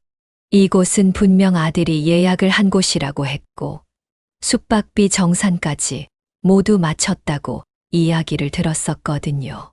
네, 제 아들이 미리 다 냈다고 했는데요. 그리고 일정이 다 끝나면 우리 아들이 데리러 오겠다고도 말을 해놨다고 하던데. 그런 얘긴 못 들었습니다. 아드님이 언제 다시 오시기로 했는지도 말씀 없으셨고요. 혹시 잘못 알고 계신 거 아닌가요? 다시 한번 전화해 보시겠어요? 이장님의 말을 듣고 나니 뭔가 이상한 기분이 들었습니다. 터질 것 같은 심장을 겨우 진정시키고 아들과 며느리에게 전화를 다시 걸어봤지만 아들과 며느리의 휴대폰은 이젠 완전히 꺼져 있었습니다. 손주들의 휴대폰도 마찬가지로 꺼져 있었죠. 제 머릿속은 백지장처럼 완전히 하얗게 변해버리기 시작했습니다. 제가 넋이 나간 표정을 짓고 아무런 말이 없자 이장님은 한참 동안 저를 바라보시더니 제게 이런 말씀을 해 주셨어요. 저기 어르신, 아드님께서 교도 관광을 보내드리겠다고 이야기를 하던가요? 그래서 이곳으로 오신 거고요. 네, 맞아요. 우리 아들이랑 며느리가 공기 좋고 물 좋은 곳이 있다고 여기로 와서 마음 푹 놓고 쉬다 오라고 해서 오게 됐어요. 숙소 비용은 자기네들이 다 결제를 해뒀다고 올라오는 날 연락 주면 자기네들이 데리러 오겠다고 했고요. 우선 저희 마을회관으로 가시죠. 여기 숙박비는 제가 결제를 해 놓겠습니다. 아이고, 아니에요. 저도 돈을 가지고 있으니 따로 결제를 하면 됩니다. 굳이 숙박비까지 내주실 필요 없어요. 일단은 그렇게 하시고 짐 챙겨서 저희 마을회관으로 같이 가시는 게 좋을 것 같아요. 드릴 말씀도 있고요. 계속되는 마을 이장님의 설득에 저는 어쩔 수 없이 짐을 챙겨서 마을회관으로 이장님을 따라 나섰습니다. 비용적인 부분은 이장님께서 모두 해결을 해 주셨죠. 그렇게 따라간 마을회관에서 저는 이장님께 충격적인 이야기를 들을 수 있었어요. 사실 여기 마을 사람들 대부분은 다 자식에게 버려져서 온 사람들이에요. 우리 마을이 좀 외딴 곳이기도 하다 보니까 자식들이 여기다가 부모님을 버리고 가곤 하더라고요. 교도 관광, 자연 관광을 핑계로 말이죠. 이게 어쩌다가 소문이 난 건지는 모르겠지만 아무튼 마을의 인식이 그렇게 되어버리다 보니 한 해에 우리 마을의 조그만 펜션이나 민박집 같은 곳에 버려지는 노인만 4~5명 이상이에요. 아니, 그게 사실이에요? 어떻게 그런 일이? 그럼 다들 온전한 가족이 있는 사람들이라는 건데 경찰에 신고해서 다시 집으로 돌려보내면 되는 일 아니에요. 그게 경찰에 신고해서 보호자들이랑 연락이 닿아도 인계를 포기해버리는 경우가 많아요. 애초에 내 부모를 책임지고 싶지 않아서 버리는 거잖아요. 그러니 다시 돌아간다고 해도 다른 곳에 버려지고 혹은 없는 병도 만들어서 요양원에 보내버리고 하는 경우도 있어요. 이 마을에 살고 있는 분들도 그걸 잘 알고 있기 때문에 버린 자식을 원망하지 않고 이곳에 정착을 해서 살고 있는 것이죠. 그럼 저도 그렇게 오게 됐을 가능성이 있다는 건가요? 네. 제가 드리고 싶은 말씀이 바로 그거예요. 아드님과 며느님께서 의도적으로 여기로 보냈을 가능성이 큽니다. 저는 믿을 수가 없어요. 그냥 단순히 우연이겠죠. 저는요, 우리 아들을 혼자 몸으로 키운 사람이에요. 우리 아들도 그걸 알고 있고요. 아들이랑 며느리가 저한테 얼마나 잘하는데 저를 그렇게 버리겠어요. 말도 안 돼요. 우선 오늘 서울로 다시 올라가 봐야겠어요. 그리고 제 눈으로 확인을 해 봐야 할 것 같아요. 저는 이장님의 말을 믿고 싶지 않았습니다. 믿을 수 없는 이야기였지만 설령 그런 일이 있다고 해도 그 일의 당사자가 저일 거라는 생각을 하고 싶지 않았어요. 그래서 저는 최대한 빠르게 출발하는 버스표를 끊고 그곳에서 서울로 다시 올라갔습니다. 버스 안에서도 빌고 또 빌었어요. 제발 내가 생각하고 있는 것이 아니기를.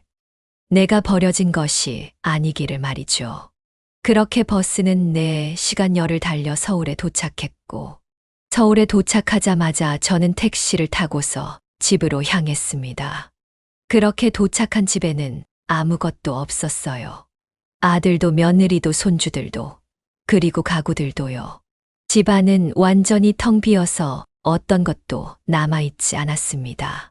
저는 비어버린 집안을 둘러보며 다리에 힘이 풀려 주저앉아 버리고 말았어요. 마을 이장님의 말이 맞았습니다. 아들로부터 버림을 받은 것이었죠. 빈집에 홀로 앉아 저는 멍하니 천장을 바라봤습니다. 이게 어떻게 된 일인지 도저히 이해할 수 없었습니다. 하지만 눈물을 흘릴 시간도 아들 내외를 원망할 시간도 없었습니다. 남은 돈과 짐을 확인하며 앞으로 어떻게 해야 할지 고민해야 했죠. 우선은 빈집에 있을 수는 없었고 제가 몸을 의탁할 어느 친구나 친인척이 하나도 없었기 때문에 날이 밝자마자 제가 있었던 마을로 다시 버스를 타고 내려갔습니다. 이장님께서는 다시 찾아온 저를 맞이해 주셨죠. 기다리고 있었습니다. 연락처를 받아놓는 걸 깜빡해서 따로 전화도 못 드리고 걱정하고 있었는데 서울에 올라가니 아드님, 며느님은 계시던가요? 이장님 말씀이 맞았습니다. 아들, 며느리가 저를 여기다가 버리고 간 거였어요. 다른 분들처럼 저도 자식에게 버림을 받은 게 맞았습니다. 염치 없지만 저를 좀 도와주실 수 있을까요? 당연히 도와드릴 수 있습니다. 일단은 임시로 생활하실 수 있는 거처를 마련해 드릴게요. 그리고 앞으로 어떻게 할지 천천히 생각해 보도록 하죠. 그렇게 저는 마을 이장님의 도움으로 작은 집에서 생활을 할 수 있었습니다. 허름하지만 비가 새지 않고 따뜻한 햇살이 들어오는 공간이었기에 지내기에는 크게 불편하지 않았어요. 마을 주민들도 하나둘 찾아와 제가 이 마을에 머무르게 된 것을 환영해 주셨습니다. 방 한쪽엔 마을 분들이 챙겨준 이불과 옷가지가 쌓여 있었고 부엌에는 갓 따온 채소와 쌀이 놓여 있었어요. 처음엔 낯설고 어색했지만 시간이 지나면서 점점 마을 생활은 익숙해졌습니다. 아침이면 마당을 쓸고 텃밭에서 자잘한 농사일을 도와드리기도 했습니다. 그리고 이장님은 제가 생활하는데 편하도록 가구 몇 가지를 내어주셨고 저는 받은 가구들을 정성껏 닦고 손질하며 내 보금자리를 만들어 갔어요. 솔직히 말하면 처음 이곳에 왔을 때에는 마을 사람들의 시선이 두려웠습니다. 저 할머니는 왜 혼자 저기 있는 걸까? 무슨 사연이 있어서 저렇게 됐을까? 하는 눈빛이 느껴졌습니다. 하지만 시간이 지나면서 점점 내게 먼저 말을 걸어주는 사람들이 생겼습니다. 할머니, 혼자 사시면서 반찬은 직접 만들어 드셔요? 아니요. 딱히 만들어 먹는 건 없는데. 그러시면 이거 가져가세요. 이거 제가 직접 만든 장조림이에요. 그리고 이거는 제가 재작년에 담궈둔 김치인데 푹 익어서 김치찌개 끓여 드시면 아주 맛있을 거예요. 시장에서 반찬 가게를 운영하는 아주머니가 제 손에 작은 반찬통을 쥐어줬습니다. 나는 손사래를 쳤지만 아주머니는 밝게 웃으며 이 마을에 계시니까 우리는 이제 한 식구나 마찬가지예요. 하고 말을 해주더군요. 그 말을 들은 저는 가슴 한켠이 따뜻해지는 것을 느꼈습니다. 그리고 날씨가 점점 쌀쌀해질 무렵 동네 어르신께서 제게 털이 도톰한 외투 몇 벌을 내밀며 이렇게 말씀을 하시더군요. 이거 내가 안 입는 옷인데 그냥 놔두긴 아까워서 우리 마을에 계시는 동안 따뜻하게 입으세요. 여기는 겨울이 오면 눈도 많이 오는 데다가 워낙 찬 바람도 많이 불어서 미리미리 추위를 대비해 놓는 것이 좋아요. 꼴은 이래도 아주 따뜻할 거예요. 건네주신 옷들은 죄다 손때가 묻은 옷이었지만 그 따뜻한 마음이 더없이 소중하게 느껴졌어요.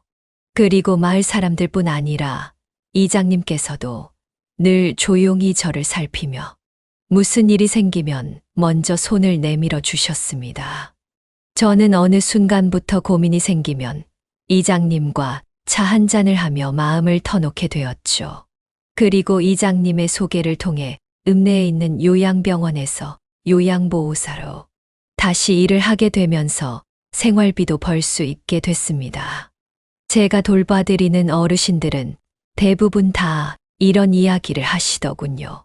내가 만났던 요양보호사들 중에서 가장 마음이 깊고 따뜻한 사람인 것 같아요. 항상 여기 있는 사람들 중 대부분은 인상을 찌푸리기 바빴는데 어쩜 이렇게 성격도 좋고 따뜻하고 당연히 잘해드리는 게 맞는 거예요. 그게 저희 일이니까요. 그래도 성격 좋고 따뜻하다고 말씀해 주셔서 정말 감사해요, 어르신. 그렇게 일을 하고 마을에서 생활한 지 어언 한 달 정도의 시간이 흘렀을 무렵 마을회관 앞 벤치에 나란히 앉아있던 제게 이장님이 물었습니다. 여기 생활은 이제 좀 적응이 됐어요. 다친 마음은 치료가 좀 됐고요. 물론이죠. 이제는 여기가 내 고향 같아요. 고작 한 달밖에 지나지 않았지만 매일매일이 즐겁고 행복하고 웃는 날의 연속이에요. 솔직한 마음이었습니다. 이곳 사람들 모두가 가족같이 느껴졌어요. 처음에는 아들에 대한 배신감으로 밤잠을 이루지 못했었지만 시간이 지날수록 마음도 점점 치유되는 느낌을 받았습니다.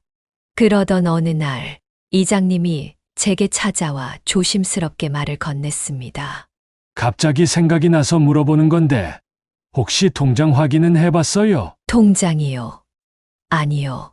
통장 관리는 따로 하고 있지 않은데 왜 그러세요? 얼마 전에 저기 마을회관 옆에 감나무집 할머니께서 아들한테 크게 당하셨거든요. 아들이랑 연을 끊고 산 지가 꽤 됐는데 통장에 있는 돈을 몰래 빼내서 쓰다가 걸렸다나 어쨌다나. 아무튼 그 소리를 듣는데 생각이 번쩍 나더라고요. 그래서 여쭤보는 거예요. 평소에 통장 관리를 본인이 직접 잘 하고 계신가 싶어서요. 네, 정말요? 그런 일이 있었다고요? 아, 네. 남의 일이라고 생각하지 마시고 우선 한번 확인해 보시는 게 좋을 것 같아요. 그래도 만에 하나라는 게 있으니까요. 연세 많으신 어르신들은 통장 인출 내역이 문자로 날아온다거나 그런 걸 설정해 놓지는 않잖아요. 그러니 오늘이라도 은행에 가서 확인을 해 보시는 게 좋을 것 같아요. 그 이야기를 듣는데 정말 남의 일이라는 생각이 전혀 안 들더군요. 어쩌면 이미 아들이 내 통장에도 손을 댔을지도 모르겠다는 생각이 들기 시작했습니다. 저는 깊이 숨을 들이마신 후 이장님과 함께 읍내에 있는 은행으로 향했습니다. 그리고 창구 직원에게 내 계좌에 있는 전체 거래 내역을 요청하자 화면에 낯선 인출 기록이 쭉 나열되었습니다. 10만 원, 20만 원, 때로는 5만 원씩 일정한 간격으로 빠져나간 돈들이 말이죠. 아무리 돈을 쓴다고 해도 이렇게까지 나갈 일은 없었어요. 또한 지금은 현금으로 월급을 받기 때문에 통장을 쓸 일이 없었기에 당황스럽기 그지없었습니다. 저기, 이거 다 제가 인출한 돈이 아니에요. 저는 지금 현금으로 돈을 받고 있고 이 돈은 제 연금이 들어오는 통장이거든요. 고객님, 여기 있는 내역, 이거 전부 현금 인출입니다. 누군가 할머니 카드로 돈을 빼간 거예요. 혹시 가족 중에서 카드 사용하시는 분 있을까요? 아니면 통장 비밀번호를 알고 있다거나. 은행 직원분의 말을 듣는 순간 머릿속이 하얘졌습니다. 설마 아들이나 며느리는 아니겠지. 하지만 만약 맞다면 저는 떨리는 손으로 통장에 있는 잔액을 말해달라고 했고, 은행원이 알려주는 잔액을 듣는 순간 몸에 힘이 탁 풀리는 듯한 느낌을 받았습니다. 세상에 이럴 수가 있나. 제 연금 통장에 들어있던 돈들이 통장에 남아 있어야 할 돈이 절반 가까이 사라져 있었던 겁니다. 저는 그 사실을 알고 난 후 숨이 가빠지고 심장이 미친 듯이 요동치는 것을 느꼈어요. 아무리 진정을 해보려고 해도 진정이 되질 않더라고요. 이장님은 덜덜 떨고 있는 제 손을 꼭 잡아주시면서 저를 애써 진정시키려고 하셨습니다. 괜찮으세요? 우선 물 한 잔 드시고 여기 앉아서 진정 좀 하세요. 저는 간신히 몸을 가누며 물 한 잔을 마신 다음 의자에 주저앉았습니다. 손끝이 차갑게 식어가는 것이 느껴졌습니다. 제 연금, 제가 피땀 흘려 모은 돈이 어디론가 사라지고 있었습니다. 그리고 그 돈을 빼간 사람은 제가 생각하고 있는 그 사람일 것 같았어요. 네, 바로 저의 아들이었습니다. 아들이 아니라면 며느리일 거라는 생각도 들더군요. 우선 돈이 어디로 빠져나갔는지 누가 빼간 건지를 알아야 해요. 그러려면 경찰에 신고부터 해야 하고요. 짐작 가는 사람은 당연히 아드님일 거라 생각해요. 맞죠? 네, 맞아요. 우리 아들 아니면 며느리일 거예요. 아주 예전에 제 통장 비밀번호를 알려준 적이 있었거든요. 그 이후로 비밀번호를 단 한 번도 바꾸지 않았으니 그 통장을 건드려서 돈을 빼갈 만한 사람은 아들이랑 며느리밖에 없어요. 그런데 정말 어떻게 이런 짓을 할 수가 있는지 정말 미쳐버릴 것 같아요. 충분히 혼란스러울 거라 생각해요. 우리 마을에 버림받아서 정착을 하게 되신 분들이 꽤 많다고 말씀을 드렸었잖아요. 그분들 중 절반 이상이 자식들에게 돈을 빼앗겨 본 경험이 있는 분들이에요. 그래서 대처 방법을 잘 알고 있어요. 우선 경찰에 신고부터 한 다음 이 돈을 다 어디에 사용한 건지 한번 알아봅시다. 절대로 주저앉으면 안 돼요. 이장님은 아주 냉철하고 단호했어요. 흔들리는 저를 잡아주기에는 아주 안성맞춤인 성격이었죠. 그리고 다음 날 저희 집에 찾아와서는 먼저 이렇게 말을 꺼내 주셨습니다. 제가 아는 변호사가 있는데 믿을 만한 분이에요. 이렇게 혼자 끙끙 앓을 것이 아니라 우선은 직접 만나서 이 일에 대해 이야기를 하고 구체적으로 상담해 보시는 게 좋겠습니다. 저는 변호사라는 말에 고개를 끄덕이며 소개를 시켜달라고 했고, 이장님은 그 자리에서 변호사님께 전화를 걸어 상황을 설명했습니다. 그리고 함께 마을회관으로 향했죠. 한두 시간 정도가 흘렀을 즈음 마을회관 문이 열리며 한 중년 남성이 들어왔습니다. 깔끔한 정장 차림에 온화한 인상을 가진 분이었어요. 그 분이 바로 이장님께서 알고 지낸다는 변호사님이었습니다.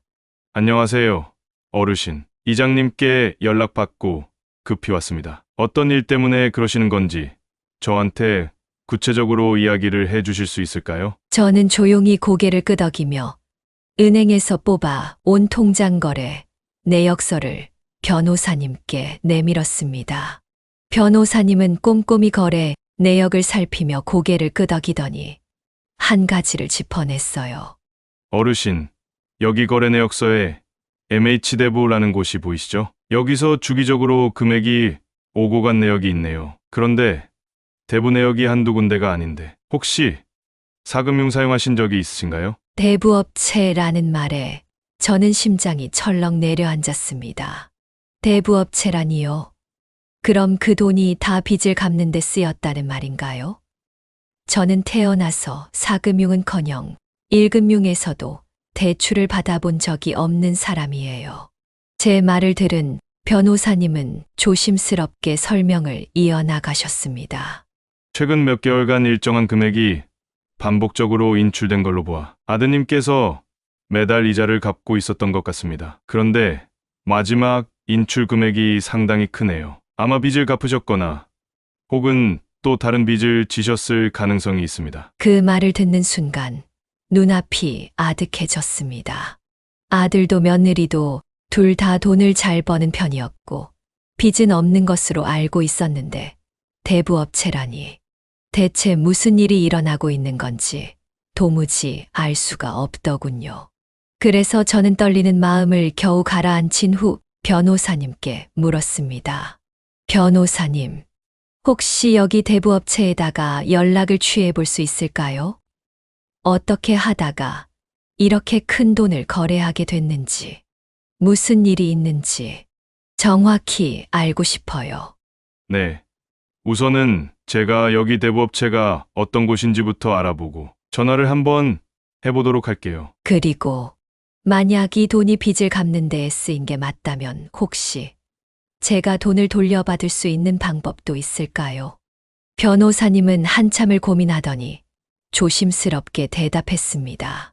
우선 법적으로는 가능하지만 아드님이 돈을 이미 써버렸다면 실질적으로 돌려받기는 어려울 수도 있습니다. 우선 정확한 사용처를 확인해야 합니다. 제가 좀 더 조사를 해보고 돌려받으실 수 있는지 없는지에 대해 알아보도록 하겠습니다. 네, 감사합니다. 부탁 좀 드릴게요. 저는 깊은 한숨을 내쉬었습니다. 평생을 일해서 피땀 흘려 모은 돈이었는데 아들이 그걸 허락도 없이 가져가 빚을 갚거나 도박으로 탕진했을 거라는 사실이 가슴을 후벼 팠습니다. 하지만 아직 모든 것을 단정 지을 수는 없었습니다. 이장님과 변호사님은 저를 걱정스러운 눈빛으로 바라보셨지만 저는 더 이상 물러서거나 약해지지 않기로 마음을 먹었어요. 내 돈이 어디로 갔는지, 그리고 돈을 가지고 간 사람이 아들이 맞다면 왜 그런 짓을 한 건지 이제는 분명히 알아야 했습니다. 그리고 며칠 후 변호사님이 내역을 분석하던 중 아들이 도박에 중독되어 큰 빚을 지게 되었다는 사실이 밝혀졌습니다. 도박에 빠져 이래저래 돈을 출금하고 대부업체까지 손을 대는 바람에 그렇게 거액의 이자가 오고 갔던 것이었죠. 그 이야기를 들은 저는 충격에 휩싸여 변호사님을 바라보며 물었습니다. 정말 제 아들이 도박에 중독돼서 이런 짓을 했단 말이에요. 저는 도무지 믿을 수가 없어요. 도박의 도자도 모르던 애였는데 어떻게 손을 댈 게 없어서 도박에 손을 댈 수가. 우선 어제자로 아드님과 통화가 연결이 됐습니다. 오늘 우리 의뢰인분이랑 통화를 하고 싶다고 하시는데 일단 전화 통화라도 좀 해보시고 이야기를 들어보시는 게 좋을 것 같습니다. 저를 버리고 간 아들이랑 전화를 하라고요? 제가 왜 그래야 하죠? 목소리도 듣고 싶지 않은데. 우선 통화를 하고 어떻게 된 건지 알아야 법적 조치도 취할 수 있습니다. 제 휴대폰으로 연결해 드릴 테니까 통화 한번 해보세요. 변호사님의 설득 끝에 저는 아들과의 통화를 시도할 수 있었습니다. 몇 개월 만에 듣는 아들의 목소리였어요. 전화를 받은 아들은 처음에는 단순한 실수라고 변명하며 발뺌했습니다. 어머니, 제가 일부러 그런 게 아니었어요. 그냥 딱 한 번 실수를 한 거였어요. 2번도 아니고 딱 한 번이요. 그냥 나중에 다 갚아드릴 생각이었어요. 딱 한 번의 실수였다고? 도박이 한 번의 실수일 수 있다고 생각하는 거니 너는? 그리고 네가 나를 이 시골 마을에 버리고 간 주제에 뭘 다 갚아드릴 생각이었다는 거야? 말도 앞뒤가 맞게 해야지. 아들은 끝까지 본인의 잘못을 인정하지 않고 한 번의 실수였다고 구구절절 변명했지만 변호사님의 철저한 조사 끝에 아들은 아주 오랫동안 도박에 빠져 있었으며 이를 감추기 위해 저와 며느리에게까지 거짓말을 해왔다는 사실이 드러났습니다. 제가 생각하는 것 그 이상으로 아들은 밑바닥을 보이는 상황이었죠. 며칠 후 저는 다시 아들과 통화를 하면서 떨리는 목소리로 물었습니다. 한 번의 실수였다면서. 그냥 딱 한 번이었다면서. 너 왜 거짓말했니? 한 번이 아니라 상습적인 도박이었잖아. 게다가 내 통장에서 돈을 빼간 것도, 나를 이 시골 마을에 버리고 간 것도 모두 의도한 일이었잖아. 차라리 솔직하게 말을 하지 그랬어. 도박에 빠져서 이렇게까지 상황이 됐으니 좀 도와달라고 하지 그랬어. 그랬다면 나는 더 묻지 않고 널 도와줬을 텐데. 어쩌다 이 지경까지 온 거냐? 응? 저의 울음 섞인 목소리를 들은 아들은 한참 동안 말이 없었습니다. 그리고 조용히 흐느끼는 소리가 들려왔어요. 어머니, 죄송해요. 정말 죄송해요. 저도 멈추고 싶었는데, 그런데 한 번 할 때마다 욕심이 생기고, 그러다 보니까 빚이 감당할 수 없을 정도로 너무 많아졌어요. 그래서 어떻게든 갚아야 했어서 생각한 게 그 방법 하나뿐이었어요. 어머니, 정말 죄송합니다. 저는 믿을 수가 없었습니다. 제 아들이 이런 일에 연루될 줄은 상상도 하지 못했어요. 저의 피땀 어린 돈이 도박 빚으로 사라졌다는 사실에 배신감과 절망이 몰려왔습니다. 넌 나한테 한마디 상의도 없이 이런 일을 벌였구나. 이런 상황에서 나는 도대체 어떻게 해야 하니? 네가 나를 버리고 잠적을 한 것도 솔직히 용서가 안 된다만, 내 돈을 함부로 사용을 하고 그것도 모자라 도박까지 빠졌다는 사실을 알고 나니 이제는 제 정신으로 살아갈 수 없을 것 같다는 생각까지 든다. 어머니, 정말 죄송합니다. 제가 어머니 계시는 곳으로 가서 진심으로 용서를 빌고 싶어요. 여전히 그 마을에 계신 거죠? 제가 오늘 거기로 가서. 아니, 됐다. 필요 없다. 네 얼굴 같은 거 보고 싶지도 않으니 찾아오지도 마라. 저는 아들에게 소리를 지르며 전화를 끊어버렸습니다. 세상에 뻔뻔한 것도 정도가 있지. 어떻게 저를 찾아온다는 말을 할 수가 있단 말인가요? 심지어 저 자신이 직접 버린 엄마를. 머리끝까지 화가 난 저는 겨우 호흡을 가다듬고 화난 마음을 진정시켰습니다. 그리고 변호사님이 조용히 제 어깨를 토닥이며 말했습니다. 이제 중요한 건 이 문제를 어떻게 해결할지입니다. 법적으로 대응할 방법을 차근차근 찾아보죠. 자식이라고 해도 이 부분은 제대로 짚고 넘어가야 할 문제니까요. 변호사님은 우선 제가 법적으로 대응할 수 있는 방법을 하나하나 꼼꼼하게 설명해 주었습니다. 우선 경찰에 신고를 해야 합니다. 그래야 정식으로 사건이 접수되고 금융기관을 통해 대부업체로 송금된 자금의 흐름을 정확하게 추적할 수 있습니다. 이렇게 하면 돈이 어디로 올라갔는지 명확해질 거고 도박 빚에 얼마나 어떻게 쓰인 건지에 대해서도 제대로 알 수 있게 될 거예요. 변호사님의 말을 들은 저는 깊은 한숨을 쉬었습니다. 법적 대응은 당연히 해야 하는 절차였지만 아무리 생각해도 엄마로서 자식을 경찰에 직접 신고를 한다는 것이 썩 마음이 편한 일은 아니더군요. 경찰에 신고하면 우리 아들은 어떻게 되는 거죠? 혹시 감옥에 가게 되는 걸까요? 제 이야기를 들은 변호사님은 조용히 고개를 끄덕였습니다. 징역살이를 할 가능성도 배제할 수는 없습니다. 하지만 처벌 수위를 조정할 수 있도록 저희가 최대한 도움을 드릴 수 있습니다. 형량이 결정되는 것에 있어서 가장 중요한 건 이 문제를 해결하는 과정에서 아드님이 스스로 잘못을 인정하고 얼마나 반성하느냐에 따라 달려 있어요. 가슴이 무너지는 기분이었습니다.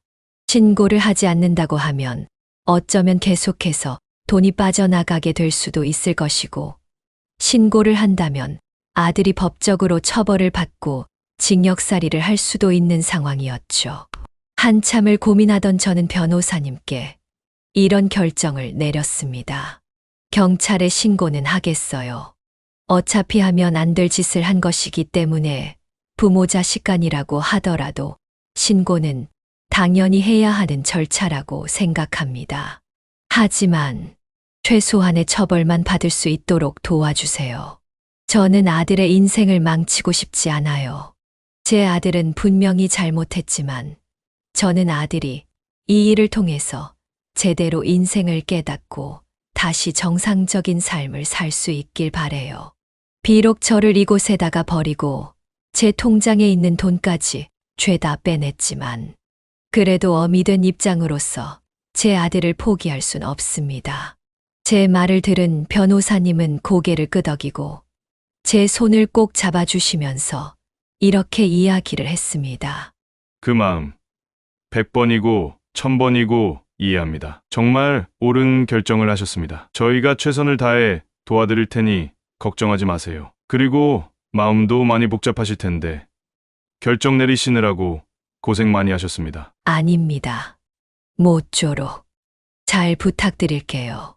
앞으로의 길이 험난하겠지만 지치지 말고 반드시 이겨내야 한다는 다짐을 했습니다. 그리고 저희는 본격적으로 경찰에 고소장을 접수했어요. 고소장을 접수하는 그 순간도 솔직히 가슴이 많이 떨리더군요. 어쩌다 여기까지 왔을까 하는 생각도 들었고 말이죠. 경찰에 고소장을 접수한 후 몇 주가 지나자 뜻밖에도 아들과 며느리가 직접 제가 있는 곳으로 찾아왔습니다. 문을 열자마자 눈에 띄는 것은 초췌한 얼굴과 불안한 눈빛이었어요. 저는 두 사람의 모습을 보고 복잡한 감정이 밀려왔습니다. 제 얼굴을 빤히 바라보던 아들은 눈물을 뚝뚝 흘리며 조심스럽게 입을 열었습니다. 어머니, 정말 죄송해요. 이런 말 진작에 했어야 한다는 것도 알고 너무 늦었다는 것도 잘 알고 있지만 진심으로 용서를 빌고 싶어요. 정말 잘못했습니다. 어머니, 제발 한 번만 용서해 주세요. 아들은 정말 서러운 듯이 흐느끼면서 제 앞에 무릎을 꿇었습니다. 며느리도 옆에서 고개를 숙이며 꺽꺽거리며 울었어요. 어머님, 저도 잘못했습니다. 제가 이 사람을 좀 더 강하게 말렸어야 했는데 그러지 못해서 죄송하고 어머님께서 잘해주신 것도 잊어버리고 어머님을 이 시골로 보낸 것도 죄송하다고 말씀드리고 싶어요. 하나부터 열까지 저희가 전부 다 잘못했습니다. 저는 눈물을 펑펑 쏟아내고 있는 두 사람을 바라보며 한숨을 쉬었습니다. 지난 시간 동안 쌓인 원망과 분노가 완전히 사라진 것은 아니었지만 서럽게 눈물을 흘리며 용서를 비는 모습에 많이 흔들리게 되더군요. 하지만 저는 정신을 똑바로 차린 후 아들과 며느리를 바라보며 단호한 표정으로 말했습니다. 용서는 진작에 구하지 그랬니? 발등에 불이 떨어지니 그제서야 찾아와서 눈물을 흘리고 싹싹 비는 게 그게 진정한 자세인 줄 알아? 이제 와서 이렇게 울며 불며 잘못했다고 비는 거. 그거 내 눈에는 악어의 눈물로밖에 안 보이는구나. 사실 제가 이 문제를 가볍게 여겼던 것도 있어요, 어머님. 저라도 정상적인 생각을 가지고 남편을 말렸어야 하는데 이 정도로 문제가 심각할 줄 몰랐어요. 이렇게까지 상황이 안 좋아질 줄 알았더라면 저는 멱살이라도 잡아서 정신 차리라고 말했을 거예요. 정말 진심으로 죄송하다는 말씀 드리고 싶어요.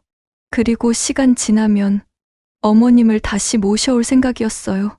저희도 그때 정말 많이 힘들었거든요. 맞아요. 어머니, 저희가 힘들어서 하면 안 될 짓을 하고 어머니 마음에 상처를 입혔어요. 정말 죄송합니다. 그래서 저희 이혼하기로 했어요. 이혼이라는 두 글자에 저는 멍한 얼굴로 두 사람을 바라보았습니다. 이혼이라니 그게 무슨 소리냐? 이 사람에 대한 신뢰도 바닥이 나 버렸고 어머님께 씻을 수 없는 상처를 준 것에 대한 죄책감도 있고 해서 그냥 결혼 생활 여기서 정리하기로 했어요. 그래서 이렇게 서로 갈라서기 전에 어머님께 진심으로 사과드리고 싶어서 찾아온 거고요. 죄송해요, 어머님.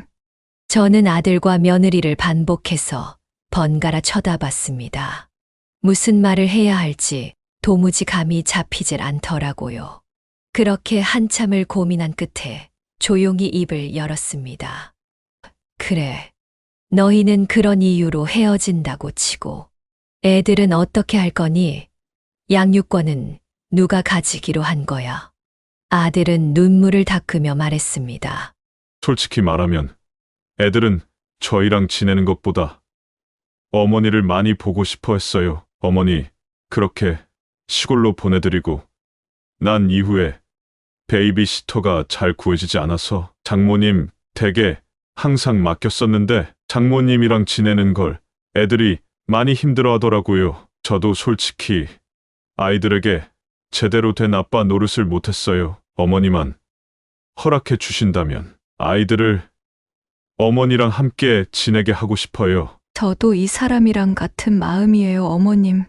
저희 두 사람이랑 지낸 시간보다도 어머님이랑 같이 생활했던 시간이 길고 또 어머님께서 애들한테 얼마나 잘해주셨는지 알고 있어서 어머님이랑 같이 지내면 애들도 정말 잘 클 수 있을 것 같아요. 어머님께서 보살펴 주시면 저희도 시간 날 때마다 항상 보러 올 수도 있을 것 같고요. 예상치 못한 상황에 순간 망설였습니다. 어린 손주들을 맡아 키운다는 것이 말처럼 쉬운 일이 아니었기 때문에 선뜻 고개를 끄덕일 수가 없더라고요. 하지만 아이들에게 안정된 환경이 필요하다는 걸 누구보다 잘 아는 사람이었기 때문에 저는 결국 손주들을 데려다 키우기로 결심했습니다. 그래, 알았다. 너희 의견이 그렇다면 아이들은 내가 데리고 있을게. 하지만 너희가 이혼을 한다고 하더라도 아이들에게만큼은 제대로 된 부모가 되기 위해 노력해야 해. 이런 대화를 나누던 도중 변호사님이 개입하여 이 상황을 정리하기 위해 아들에게 단호하게 말했습니다. 우선 법적 절차는 진행될 거고 처벌은 당연히 받게 될 거지만 어머님께서 최소한의 처벌만을 원하셨기 때문에 중형을 피할 가능성은 있습니다. 하지만 법적인 절차는 피할 수 없어요. 지금 가지고 있는 채무에 대해서는 채무조정 절차를 밟고 도박 재활 프로그램에 성실히 참여해야 합니다. 그렇지 않으면 법원에서도 선처해 주기 어려울 겁니다. 네, 그렇게 하겠습니다. 채무 조정이든 재활 프로그램이든 뭐든 제가 할 수 있는 건 다 할게요. 그렇게 해서라도 제 잘못이 조금이나마 용서를 받을 수 있다면 어떤 일이든 할 수 있습니다. 뭐가 됐든지 간에요. 이번이 내가 너에게 주는 처음이자 마지막 기회야. 이제 앞으로 두 번은 없을 거다. 내가 너를 자식으로서 영영 포기하는 일은 없도록 해다오. 이렇게 부탁한다. 정말 죄송합니다. 어머니, 제가 정말 사람이 돼서 다시 어머니한테 자랑스러운 아들이 될 수 있도록 열심히 노력하고 죗값도 제대로 치르겠습니다. 죄송합니다. 그렇게 해서 우리는 해결책을 찾아 나가기 시작했습니다. 아들은 변호사의 도움을 받아 채무 조정을 신청하고 도박 치료를 받기로 결정했어요. 아들을 보는 것이 여전히 마음 한편이 아프고 걱정되었지만 다시 한번 아들을 믿어보기로 마음을 먹었습니다. 어쨌든 저는 아들의 엄마였고 손주들의 할머니였으니까요. 법적인 절차는 그렇게 마무리가 되었고 저는 손주들과 함께 이 마을에 새롭게 정착하기로 결정을 내렸습니다. 비록 아들과 며느리는 각자의 길을 가게 되었지만 저는 가족을 지키기 위해 용기를 내기로 했어요. 아들도 자신의 잘못을 인정하고 다시는 같은 실수를 반복하지 않겠다고 다짐했고 저는 그 약속을 믿어보기로 했습니다.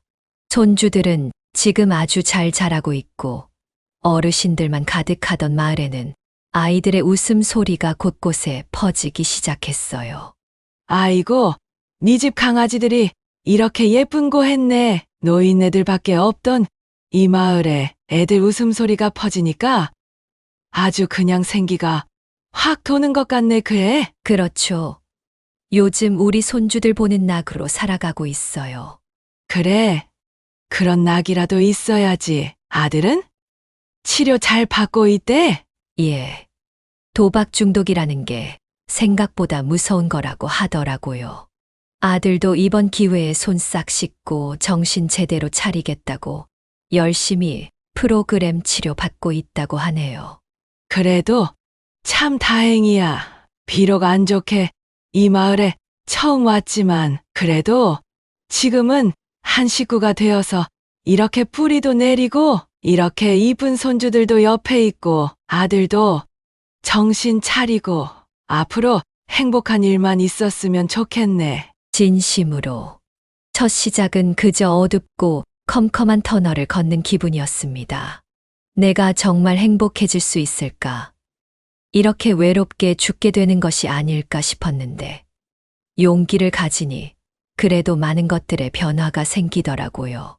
지금의 저는 정말 행복하고 건강하게 잘 지내는 중입니다. 이쁜 손주들을 돌보면서 그리고 마을 사람들과 행복하게 수다도 떨고 많은 것들을 나눠가면서 말이죠. 상처가 완벽하게 아물었냐 묻는다면 아직은 치료가 되지 않았다고 말씀드리고 싶습니다. 하지만 시간이 해결해 줄 것을 알기에 또 내일을 살아가다 보면 자연스럽게 무뎌져 갈 것을 알기에 저는 열심히 용기를 내어 살아가 보려 합니다. 제 이야기를 끝까지 들어주셔서 감사하고 많은 분들에게 그저 행복만이 따르기를 진심으로 바라겠습니다. 감사합니다. 네, 오늘 이야기는 어떠셨나요? 오늘 이야기를 듣고 어떻게 생각하시는지 어머님, 아버님의 생각을 댓글로 공유해주세요. 저는 또 다른 사연으로 찾아뵙겠습니다. 좋아요, 구독, 알람 설정을 통해 앞으로도 따뜻한 정을 나눌 수 있게 함께 해주세요. 어머님, 아버님의 삶의 지혜와 경험을 나눌 수 있는 통로가 되겠습니다. 오늘도 인생을 바꾸는 관점을 통해 사연을 들어주셔서 감사합니다.